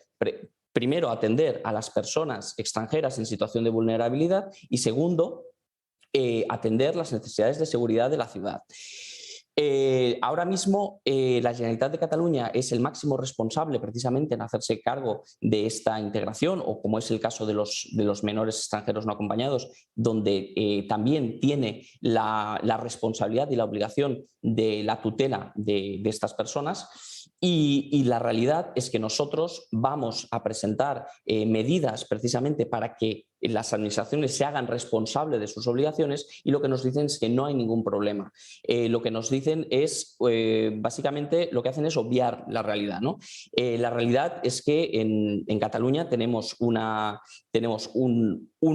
índices de delincuencia muy altos. En Barcelona está creciendo los índices de delincuencia, y la tendencia, sobre todo, está claramente al alza, ¿no? Aquí, cuando hablamos de este 76%, hemos de tener en cuenta que son solamente datos de Guardia Urbana, y hemos de tener en cuenta también que ahora mismo se está denunciando aproximadamente el 20% de los actos de delincuencia. Por tanto, hay muchos robos y atracos que se están quedando sin denunciar, ¿no? Ya un poco porque hay como esa tendencia de la población de acostumbrarse, ¿no?, a la situación que tenemos ahora mismo en Barcelona, lo cual es un problema grave, porque no nos permite ver cuál es la realidad y tampoco nos permite atajar el grave problema que tenemos en la ciudad. Robos, Rodrigo, pero también Barcelona tiene un gran problema con la ocupación. De hecho, la ciudad condal parece haberse convertido en un paraíso para la delincuencia. ¿Cuáles son esas tipologías delictivas que más se repiten en Barcelona? Bueno, sobre todo tenemos problemas graves con la ocupación. Se han detectado la presencia de mafias especializadas en ocupación y extorsión. Tenemos un grave problema con el tráfico de drogas. Ahora mismo Cataluña es uno de los principales productores de cannabis de Europa. Tenemos un ayuntamiento, por ejemplo, que promueve la apertura de clubs de cannabis. Esta misma semana nos hemos enterado del cierre de uno de estos clubes de cannabis, que hemos solicitado ya en repetidas ocasiones que se cierren, porque son un foco de tráfico de drogas. Tenemos un grave problema con la trata de blancas, y sobre todo tenemos un grave problema, que es el que mayor ha crecido en los últimos años, que es precisamente con las agresiones sexuales. Las agresiones sexuales cuesta entender, ¿no?, cómo este gobierno del ayuntamiento, pues tan feminista, que tanto iba a defender a las mujeres, pues resulta que precisamente están siendo, con este gobierno, las mujeres las más agredidas. ¿Dónde está el problema? Porque en esta casa llevamos denunciando desde hace bastante tiempo cómo estos inmigrantes ilegales llegan a España y al final ellos pretenden imponer su cultura por encima de la nuestra, y no sé si desde Valens compartís también esa misma opinión. Bueno, yo no creo que la cultura del inmigrante sea la de la delincuencia. Yo creo que la cultura del inmigrante es la del trabajo, la de formar una familia en un lugar nuevo, ¿no? Principalmente, y eso es lo que entiendo por una persona que emigra a otro país, busca una oportunidad. Pero sí que es verdad que la facilidad que está habiendo para poder delinquir está atrayendo a delincuentes de otros países, ¿no? Es decir, no es que sean inmigrantes que vienen a delinquir, es que en muchos casos ya son delincuentes que vienen precisamente a delinquir por la pasividad que hay, un poco por esa pasividad que tienen las administraciones de tratar el problema de la inseguridad, sobre todo, ¿no? Y luego esas reticencias a veces de hablar de la realidad, es decir, de que hay una parte de población extranjera que se dedica a la delincuencia. Hay que entender también que en muchos casos, sobre todo en el caso de menores extranjeros no acompañados, no les queda otro remedio que dedicarse a la delincuencia, ¿no? Es decir, cuando están fuera de su núcleo familiar, cuando hay unas administraciones, como es la Generalitat de Cataluña, que se tiene que hacer cargo de estos menores, no se hace cargo. Estos menores son las víctimas perfectas para las mafias de robos, de ocupaciones, para el tráfico de personas, para la explotación sexual. Entonces, lo primero, lo esencial es que las administraciones se hagan cargo de cuál es la realidad que tenemos, y sobre todo lo que es en el caso de los menores que no tienen una tutela, y esa tutela recae sobre la Generalitat de Cataluña. Los primeros responsables de estos problemas es precisamente las administraciones que no se hacen cargo. Rodrigo Martínez García, muchísimas gracias por estar con nosotros en directo, un placer. Muchas gracias a vosotros. Bueno, Barcelona tiene un serio problema, ¿eh? Sí, una alcaldesa. Sí. La alcaldesa, que ha llevado a Barcelona a una situación lamentable y muy complicada, en la que ha perdido una pujanza internacional y una posición de imagen tremenda, ¿no? Por unas leyes equivocadas. Lo que decíamos antes, de dónde vienen estos que no saben cómo funciona la sociedad, ¿no? Pues ahí lo tienes. Ahí lo tienes. Y Barcelona es un ejemplo claro de cómo ha retrocedido en seguridad ciudadana. Por leyes, ella favorecía la ocupación, la alcaldesa. Claro. Sí, Era una incitadora de la ocupación. Públicamente. Ella era una incitadora de los consumos de drogas y todas estas cosas. Bueno, pues luego tienes el problema que tienes. Claro. Pues eso es lo que le pasa a Barcelona, que tiene un problema muy serio. Y Barcelona y toda España, es decir, que la ocupación se soluciona tan rápido como que el Partido Socialista, que cuenta con las mayorías suficientes para ellos, apoyado no por sus socios habituales, pero por otros, para acabar con el problema de la ocupación. Es que hay un serio problema y podrían terminar en cuestión, pues nada, lo que dure la tramitación parlamentaria de una ley. Exacto, pero además de eso, es que recordad que no hace tanto en el Ayuntamiento de Madrid teníamos concejales como puede ser Montserrat Galcerán con 8 propiedades y que fomentaban la ocupación. Es decir, que justamente los que están fomentando la ocupación, la delincuencia, suelen vivir en casas muy bonitas, muy grandes, muy estupendas, o ser propietarios de muchas y que no quieren que se las ocupen. Entonces es, haz lo que yo te digo, pero no lo que yo hago. Ese es el problema de la izquierda en este país, de la izquierda radical y al final del comunismo, ¿no? Porque es, por desgracia, lo que estamos viviendo. Barcelona se ha visto abocada a una crisis ingente en la cual se están yendo empresas, se está yendo startups, se está yendo todo el mundo de allí, porque es que no es seguro para vivir. Entonces tú no quieres estar en un sitio que, aparte de imponerte la lengua, aparte, y de sufrir situaciones como la del niño de Canet, pues además, encima es que si vas por la calle tienes una probabilidad bastante elevada de que te atraquen, de que tengas un problema, de que te violen, y ahora te soltarán al violador, supongo, porque con la nueva ley pues vamos a ver qué es lo que pasa después, y así sucesivamente. Entonces tú no te puedes ir a la jungla. Y además que yo creo que la izquierda misma, frente al problema que hay de la vivienda, ¿no? en ciudades como Barcelona, pero también Madrid, lo comentábamos antes, bueno, pues es que es una solución, ¿no? Dejar que te allanen o que te usurpen tu vivienda, pues es la solución. O peor aún, que te dejen de pagar el alquiler y cambien la cerradura. Llamativo lo que publica esta misma mañana el diario Rebelón en la Granja, el diario, como saben, de referencia de esta casa, de que Pedro Sánchez va a dar la doble nacionalidad a 1.100.000 rumanos que viven en nuestro país. Esto sale de un acuerdo que se produjo durante la primera cumbre hispano-rumana, pero llama bastante la atención porque así Rumanía se convertiría en el tercer país europeo con el que España llega a este tipo de acuerdo después de Portugal y Francia. Y la pregunta que se hace Rebelión en la Granja y que os planteo en esta mesa es si se puede nacionalizar de golpe a 1 millón de personas sin alterar el cuerpo electoral y también la propia voluntad de un país, ya que estamos a las puertas de las elecciones. Yo viendo que solo dan un cheque de 400 euros a los que van a cumplir 18 años para que se puedan comprar videojuegos que después revenden en Wallapop, después de haber visto eso, creo que todo es posible. Todo es posible porque resulta que esto es un gobierno que, con tal de mantenerse en el poder, con tal de seguir en su asiento, hará lo que haga falta. Lo que sí me quedo yo un poco más tranquila es que el voto rumano suele ser un voto bastante conservador y que no sé si le puede salir mal. Es que o eso espero. Yo iba a ir ahí. Mira, eso... esas ingenierías electorales normalmente se te vuelven en contra. Ha pasado en muchos países. Es más, en Estados Unidos también. Mira cómo votan en Florida, cómo han cambiado el voto, ¿no? De estados que eran demócratas a republicanos. Primero, en el momento, los primeros que no quieren la migración ilegal son los que han venido y han sido legalizados o son inmigrantes legales. Con lo cual, esas políticas de la izquierda de abramos las puertas para que vengan todos y yo, bueno, pues esos son los primeros que no las quieren y votan contrario. Segundo, cuando vienen y se establecen en el país y tienen una serie de consecuencias, son profundamente conservadores, porque les ha costado mucho levantarse y llevarse adelante, ¿no?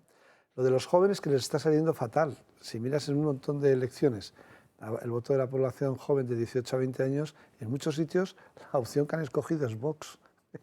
Es decir, dentro de lo que es de los jóvenes con toda la energía que tienen, antes votaban extrema izquierda, pues ahora votan derecha, ¿no? Porque son antisistema y el sistema es una izquierda radical.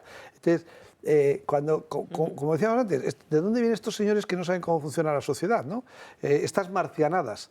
Es como la tontería de, es que necesitamos 2 millones de migrantes al año para pagar las pensiones. ¿Es verdad? Sí, solo sí, esos 2 millones de migrantes que 2 millones de migrantes o de españoles fomentando la natalidad. No, No, pero no, ni aun con la natalidad, que es que te cuesta mucho. Traes además 2 millones de migrantes, pero tienen que estar 40 años trabajando y cotizando en pleno empleo. Si no, no sirve. O sea, esta experiencia ya está hecha. Es decir, tú traes 2 millones de migrantes, cuando viene la crisis les has dado educación, sanidad, trabajo y desarrollo económico, y cuando vienen mal dadas, como pasó en la crisis de 2008-2013, cogen el dinero que han ganado aquí, se vuelven a su país porque ya tienen un capital hecho aquí y ya está. Y dejan a los hijos con la abuela para que siga teniendo la enseñanza gratis y la universidad gratis y la sanidad gratis. Y se vuelven a su país. Yo esto lo he vivido en América Latina así de veces. ¿Qué estamos haciendo nosotros mal? Los médicos, estamos formando médicos, 10 años de estudios y formación, con lo que suponen esas edades, ayudas, becas, el coste de cada uno de ellos. Cuando terminan la carrera, como les pagan más en Inglaterra, ganan más en Alemania, se van. Y no tenemos médicos, pero no porque sea un problema, sino porque no los tenemos. Entonces, oiga, esto se arregla así, no, porque hay que ver en perspectiva y nadie puede garantizar pleno empleo durante 40 años, con lo cual no se arregla así. Sí, sí. No, has comentado una cuestión muy interesante, lo del sentido del voto. Recuerdo durante las elecciones de Andalucía que me recorrí, bueno, pues parte de Sevilla, tal, para algún barrio como Dos Hermanas, y preguntando a los gitanos, por ejemplo, pues me contaban que muchos de ellos iban a votar a Vox. O sea que cuidado, porque esto le puede salir el tiro por la culata. No obstante, me temo muy mucho que se trata de una cuestión puramente numérica, que a final de la legislatura a lo mejor Pedro Sánchez pueda decir, pues yo he otorgado la nacionalidad española a no sé cuántos inmigrantes ilegales que provienen de fuera, ¿no? Yo creo que se va a tratar de una cuestión así. Y luego está lo que algunos partidos políticos han traído sobre la mesa, que es, bueno, pues a lo mejor es el momento de cuestiones como esta, dado que no se está haciendo un gran pacto de Estado para con el principal partido de la oposición, porque ni este insiste, o si se ha insistido, se ha cansado, o bien porque Pedro Sánchez directamente es que no quiere hablar con nadie que no sean sus socios separatistas, es consultar a los españoles, ¿no? Establecer un referéndum por el cual se diga, oiga, endurecemos los criterios de adquisición de la nacionalidad española, o mejor aún, hacemos que nuestros políticos cumplan las normas, porque es decir, o sea, lo de que una persona de fuera se pueda nacionalizar no es algo como lo más sencillo del mundo. De hecho, hay funcionarios públicos exclusivamente por cada tipo de país que conceden o no el derecho de asilo, en fin, que son trámites que normalmente están ya muy pensados en la legislación española. Otra cosa es que se la salten y que eviten bueno, pues adquirir esa nacionalidad que, por cierto, como bien has indicado, ¿no?, otorga una serie de derechos que incluso ni a los propios españoles a veces se lo otorgan ni pueden disfrutar. Esta semana se celebra el Black Friday. Como saben, siempre se hace coincidir con el último viernes del mes de noviembre, aunque hay muchas tiendas, como suelen hacer desde hace varios años, que adelantan estas rebajas. Hemos querido elaborarles una guía de principales consejos a tener en cuenta a la hora de comprar durante estos descuentos para que nadie se la cuele. El Black Friday es el día del año donde cada vez más productos reducen sus precios y la sociedad española comienza a comprar compulsivamente. Estos últimos años se ha incrementado la compra por Internet en estos días y, en consecuencia, las estafas. Por eso, la Guardia Civil ofrece una serie de consejos para evitar ser una víctima. En primer lugar, hay que fijarse siempre en la dirección web. Después del HTTP, tiene que haber siempre una S. Así será segura. En el momento de la compra, asegúrense de que hay una dirección a la que reclamar y un contacto. Si no se fían de las ofertas, hagan seguimiento del precio del producto. En numerosas ocasiones se inflan estos previamente para dar a entender al consumidor que hay un descuento mayor del que en realidad es. En el momento del pago, jamás den el PIN de la tarjeta. No es necesario para hacer ninguna compra online. Tampoco datos de la banca. Una vez hayan realizado la compra, estén pendientes del cobro en todo momento. Tras la compra, es importante estar pendiente de comprobar todos los movimientos bancarios y asegurarnos de que los cargos son los correctos. Asimismo, para realizar los pagos es preferible la utilización de tarjetas bancarias virtuales o plataformas de pago, de forma que solo se tenga acceso a la cantidad de dinero que se disponga para esa compra. Últimamente cada vez hay más ofertas de productos gratis o muy bajos de precios. No se fíen. De manera general, solo quieren nuestros datos personales. Una de las maneras de estafa más habituales es la oferta de un producto gratis o por un precio muy reducido al que podemos acceder tras rellenar este cuestionario. Ellos alegan que son necesarios para poder hacernos con el premio que nos han ofertado. Otro tipo de estafa es el mensaje de texto ficticio por parte de correos o cualquier negocio similar. Lo único que buscan es meter algún virus en el teléfono, así que no pinchen. Con estos consejos tendrán una compra segura en el Black Friday.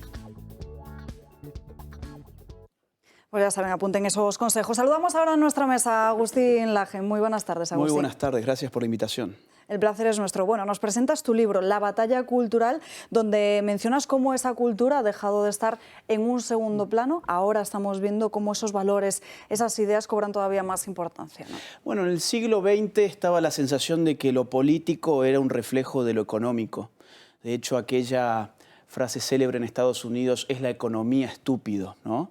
O incluso cuando uno va a ver a las izquierdas del siglo XX, eran luchas de clases, obreros, empresarios, campesinos contra los terratenientes, había todo un discurso netamente económico.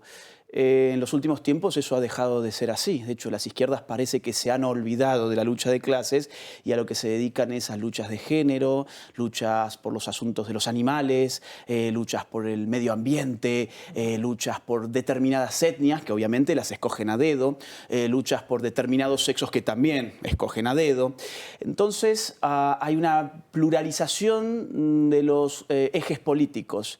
Y hoy esto nos lleva a que cuando la cultura se convierte en el foco de lo político, la mayor parte de nuestros temas se vuelven políticos. Lo que comemos es político, lo que vestimos es político, con quién nos acostamos es político, la canción que escuchamos de moda es también política. Bad Bunny ahora resulta que es un revolucionario de la política. Entonces hay batallas culturales y las batallas culturales creo que están definiendo hoy por dónde pasa la confrontación política y sobre eso versa el libro en términos muy generales. Lo dices claramente, reflexiones críticas para una nueva derecha. Y sí que es cierto que hay parte de la derecha que en los últimos años, lo hemos visto, cómo ha dejado a un lado esa batalla cultural. Bueno, a ver, yo creo que en general la derecha está llegando bastante tarde a estos temas. Cuando uno mira a la izquierda se tiene que retrotraer por lo menos a la década del 20 o del 30 del siglo pasado para dar con un personaje como Antonio Gramsci, que empieza a cuestionar al propio Marx y se da cuenta desde las cárceles de Mussolini que la cultura finalmente era importante. Y ahí empieza a teorizar, necesitamos tomar las escuelas, tomar las universidades, tomar las iglesias, los medios de comunicación, y eso va a allanar nuestra revolución.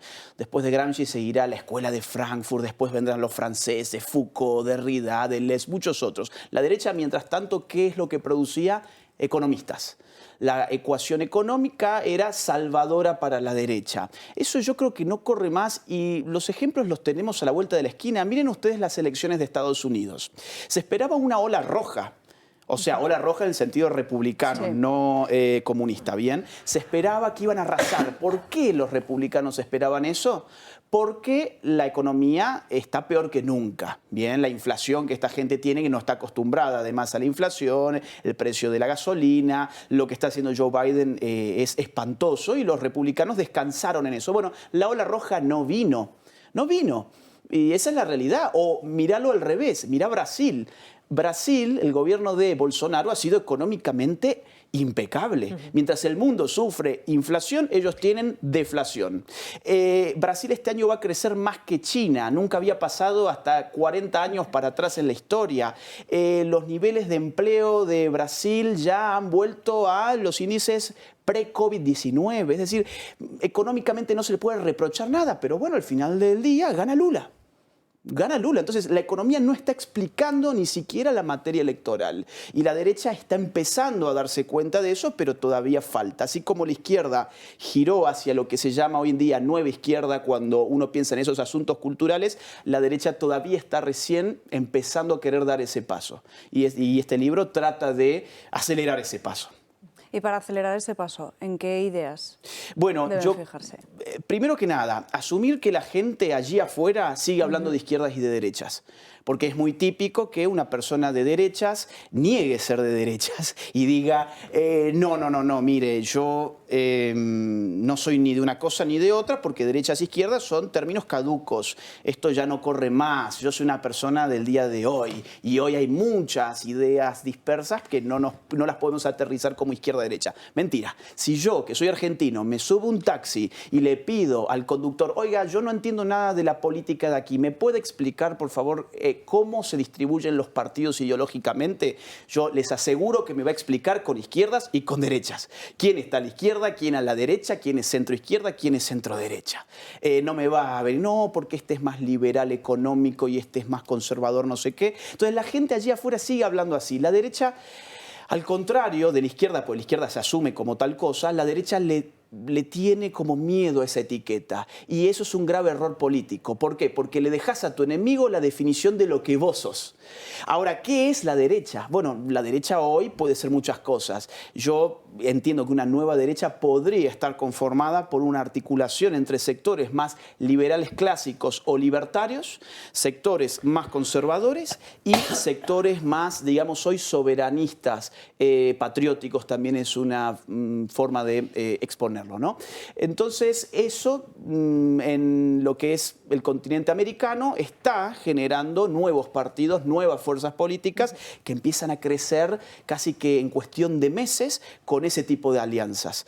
Creo que esa sería una buena estrategia. Pues Agustín, recomendamos enormemente tu libro a todos los espectadores, La batalla cultural, para que se lo apunten. Y además, mañana viernes a las 6:30 de la tarde, si no me equivoco, conferencia de presentación La batalla cultural con Jorge Buxadé y Carla Toscano. Y con Carla Toscano, exactamente. Que, bueno, por lo que veía recién está en el ojo del huracán.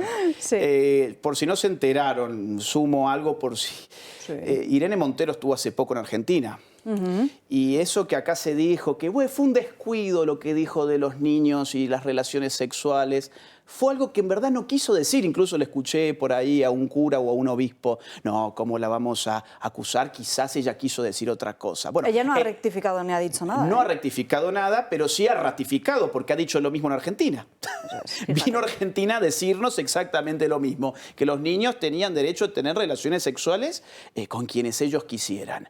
Bueno, así que si eso le sumamos el asunto de los violadores que ahora están en las calles y lo comparamos con lo que ha pasado en otros países como el mío, que las feministas también sacaron a los violadores a las calles, y pues parece que esto es una política bastante más articulada de lo que uno cree, y pensar que fue un descuido o un error cuando se tienen tantos asesores trabajando las leyes, o tienen que echar a todos esos señores porque no han servido para nada, o tienen que asumir que esto estaba dentro del rango de las posibilidades que ellos mismos conocían.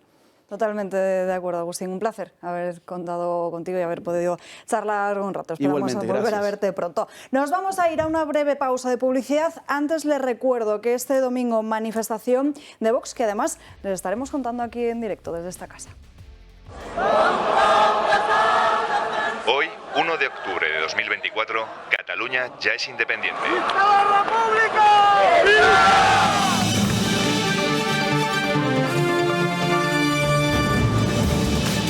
Después del referéndum, Oriol Junqueras celebra el resultado agradeciendo al presidente del Estado español, Pedro Sánchez, la labor y el trabajo del PSOE para favorecer la formación de la República Catalana. Visca Catalunya lliure!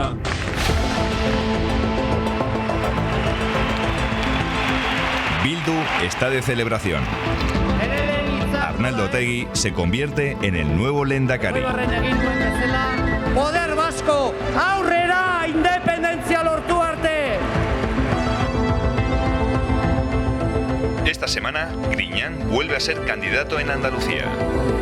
José Antonio Griñán agradece a Pedro Sánchez la supresión de los delitos de malversación que le han permitido volver a ser candidato para instaurar el socialismo en Andalucía.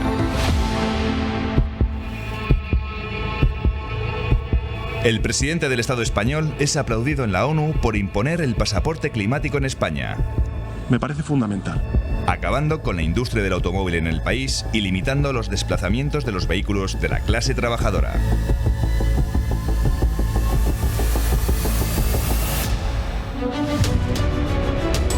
Este domingo 27 sale a la calle frente al gobierno de la ruina, la inseguridad y la traición.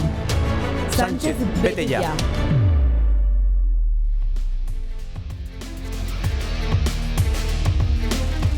De vuelta en Dando Caña y como viene siendo habitual todos los jueves, Eduardo Morán en nuestra mesa. Muy buenas tardes, muy buenas, Eduardo. ¿Qué tal todos? Además, no sé si te tengo que felicitar, que hace 2 años. Que has venido. Hoy hace 2 años que Eduardo nos acompaña. Pues sí, la verdad es que sí. Llevamos 2 años con mucha ilusión desde que contáis conmigo, y esas pildoritas de tanto de salud visual como auditiva, pues vamos todos los jueves intentando educar a la audiencia. Bueno, estamos ya a las puertas de diciembre, con muchas ganas de Navidad, que además es un momento en el que nos reunimos con familiares y amigos y donde empezamos también a notar las pérdidas auditivas, ¿verdad? Sí, hoy más que decir que buenos son un tipo de audífonos, no. Las personas cuando empezamos a tener reuniones, porque cambiamos un poco de hábitos, los audífonos se tienen que ajustar a la sonoridad más habitual que estamos teniendo, ¿no? Sobre todo, entonces cuando empiezan reuniones, más ruido, más en cafeterías, en restaurantes, que la sonoridad es diferente, pues los audífonos empiezan a no dar el mismo resultado. Entonces las personas, sobre todo según van teniendo más edad, lo que se hacen es extraer de las conversaciones. Y eso hace pues, que no participen, y es que eso se puede solucionar. Entonces, este 1 de diciembre, todo el que lleva audífono debe pasar por su audioprotesista a decir, oye, voy a tener 2 o 3 o 4 reuniones con amigos, con la familia, con esto, para que me lo reajustes a ese tipo de ambiente que ahora ya con los audífonos digitales se puede hacer muy fáciles.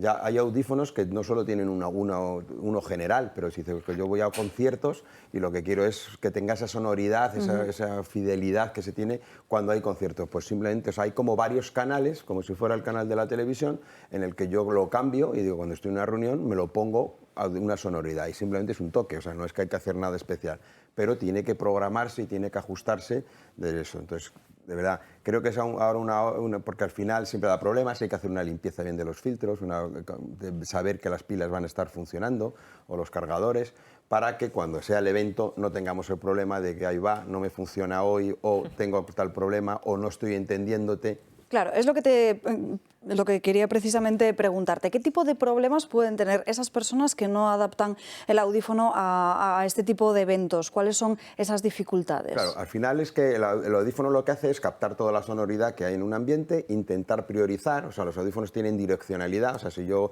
estoy mirándote, pues el audífono potencia esta parte de la audición y no lo que hablen por allí, pero también lo mezcla. Entonces, lo que tenemos que hacer es eso, adaptarlo bien en esa segunda, porque lo que nos está haciendo es que oímos, pero no entendemos, porque se nos mezcla el ruido, digamos, con los fonemas, con las palabras naturales. Entonces, al final estamos entendiendo otra cosa. Digo, me hablas, pero bueno, pues cuando entras en una discoteca y tal, pues, oyes mover los labios, pero no sabes muy bien lo que te están diciendo. Pues Eduardo, muchísimas gracias por estar aquí con nosotros. No te marches, que voy a recordarles a nuestros espectadores las ventajas que tienen. 2x1 en audífonos, hasta 30 meses para pagarlo y un mes de prueba gratuita. Muchísimas gracias. Gracias, Eduardo. Y vamos a terminar el programa de hoy mirando hacia Qatar, porque el Mundial comenzaba este fin de semana. Mientras el balón rueda y todo el mundo se lanza a ver los diferentes partidos, como por ejemplo ayer el de España frente a Costa Rica, donde ganó por goleada, y nunca mejor dicho, se olvidan de lo que sucede en Qatar, de esa ausencia de derechos y libertades. Al comienzo del Mundial en Qatar, de lo que menos se está hablando es de fútbol.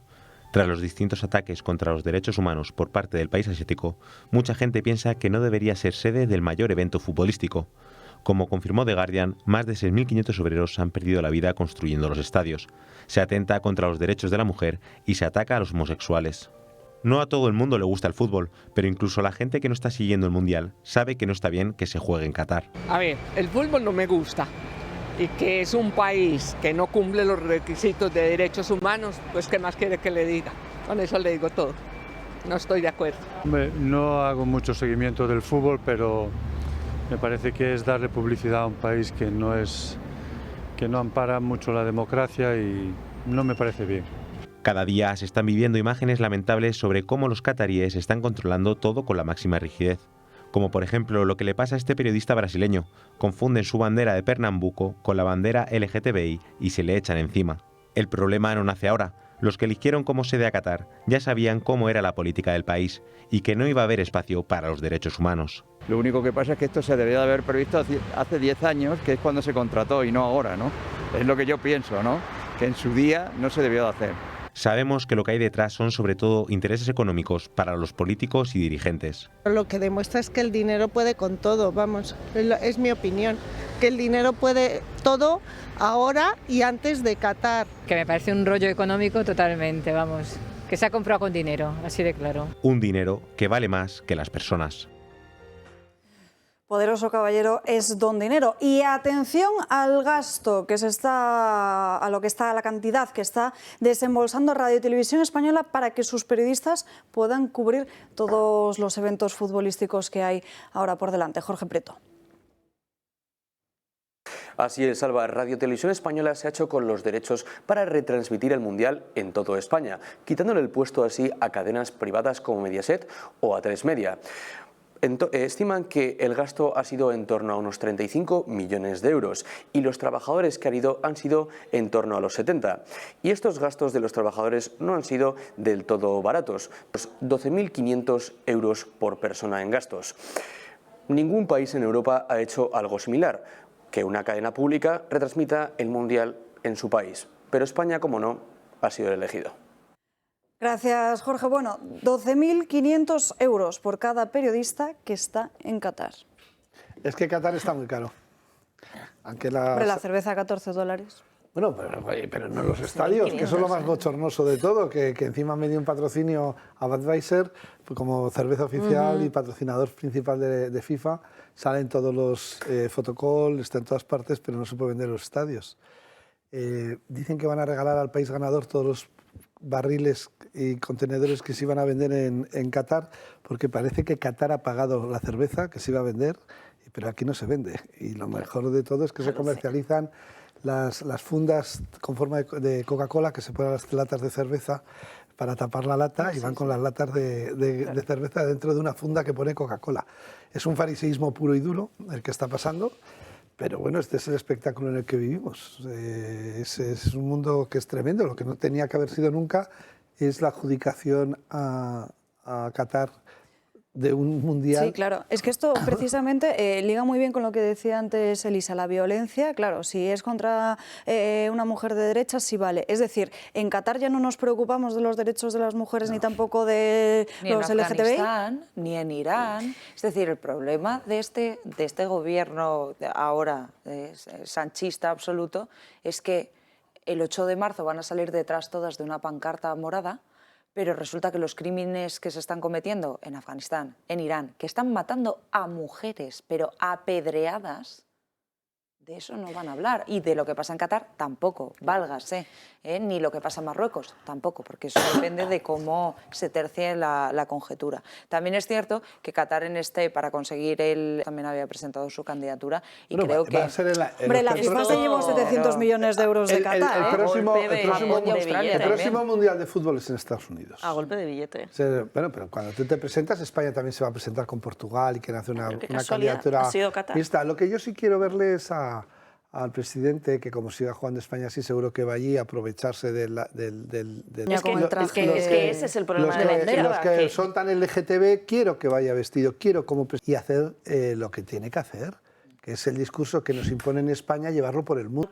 Y con el de apoyo, por si acaso. Pero estoy en la cumbre del clima, pero más de 400 jets privados a la cumbre del clima. Y me gasto 2.000 euros por noche. Pero ¿sabes lo que hicieron? ¿Sabes lo que hicieron, no? Reunirse todos allí con sus aviones privados de apoyo y los que llevaban para decirnos que teníamos que ir a trabajar en patinete eléctrico, en bicicleta. Y además, yo les hago mucho caso, yo en patinete eléctrico. Es que hay que tener en cuenta una cosa, que cada vez que hace el Falcon un viaje son más de 21 contrapuestas y se ve cómo pues hay una serie de valores que no casan para este cierto tipo de países. Ahí ya llega el problema. A ver a quién apoyas, ¿no? Acción de gracias en Estados Unidos, que nos quedan apenas 3 minutos por delante. Atención al siguiente vídeo de Joe Biden hablando con un pavo. Mira esto, Dios te quiere. Este es chocolate, ¿no? Chocolate, estás perdonado. Estás perdonado. Y he estado diciendo, ¿de verdad me lo tienes que decir? Sí, lo estás, sí. Voy en serio. Él dice, no sé, tío, no tienes que perdonarme. Ya sabía que lo habías hecho. Chocolate le llama bueno, se llama el pavo. Chocolate, se llama, el pavo se llama chocolate. Y un último asunto. Santiago Abascal, que estuvo ayer en El Gato al Agua, en esta casa, animando a acudir a la manifestación que han convocado para este domingo en Madrid. Así lo justificaba el líder de Vox. Pues yo, además de que creo que vale la pena, yo creo que es un deber, que tenemos el deber de movilizarnos y de responder. Los que estamos en las instituciones representando a los ciudadanos tenemos el deber de oponernos fortísimamente en el Parlamento con todas las herramientas a nuestra disposición, como hemos hecho en la mesa del Congreso, intentando paralizar la tramitación del delito de sedición. Tenemos el deber de acudir a los tribunales, los que tenemos la posibilidad de hacerlo. Y también tenemos el deber, yo creo que todos los ciudadanos, de acudir a las calles, pero no solo por esto. Tenemos un gobierno entregado a los enemigos de España y del orden constitucional, que está dejando al Estado desarmado frente a sus mayores adversarios. Elisa, sabemos que el Partido Popular no irá como partido a la manifestación del domingo, pero no sé si veremos a diferentes dirigentes. El 26 de noviembre a las 12 de la mañana tenemos un acto maravilloso con Alberto Núñez Feijóo, Isabel Díaz Ayuso y José Luis Martínez Almeida para defender este gran país que es España en contra de lo que quiere hacer este macabro gobierno. Así que también os invito al Polideportivo Antonio Magariños a las 12 de la mañana. Y hasta aquí el programa de hoy. Muchísimas gracias a todos por acompañarnos a lo largo de esta mañana en Dando Caña. Nos despedimos, pero ya saben que para seguir informados, el canal de Telegram de Julio, Julia Ariza el Toro, Rebelión en la Granja y ya esta tarde la redacción abierta con Xavier Horcajo. Nos despedimos, pero les recuerdo, este domingo de 11:30 a 1:30 estaremos contándoles aquí en directo la manifestación de Vox en Madrid y además ese número de teléfono 91 616 2464 para apuntarse al programa especial que haremos en Iyumbe el próximo viernes 2 de diciembre. Les dejo, que tengan un feliz día. Hasta mañana a las 12 aquí en Dando Caña.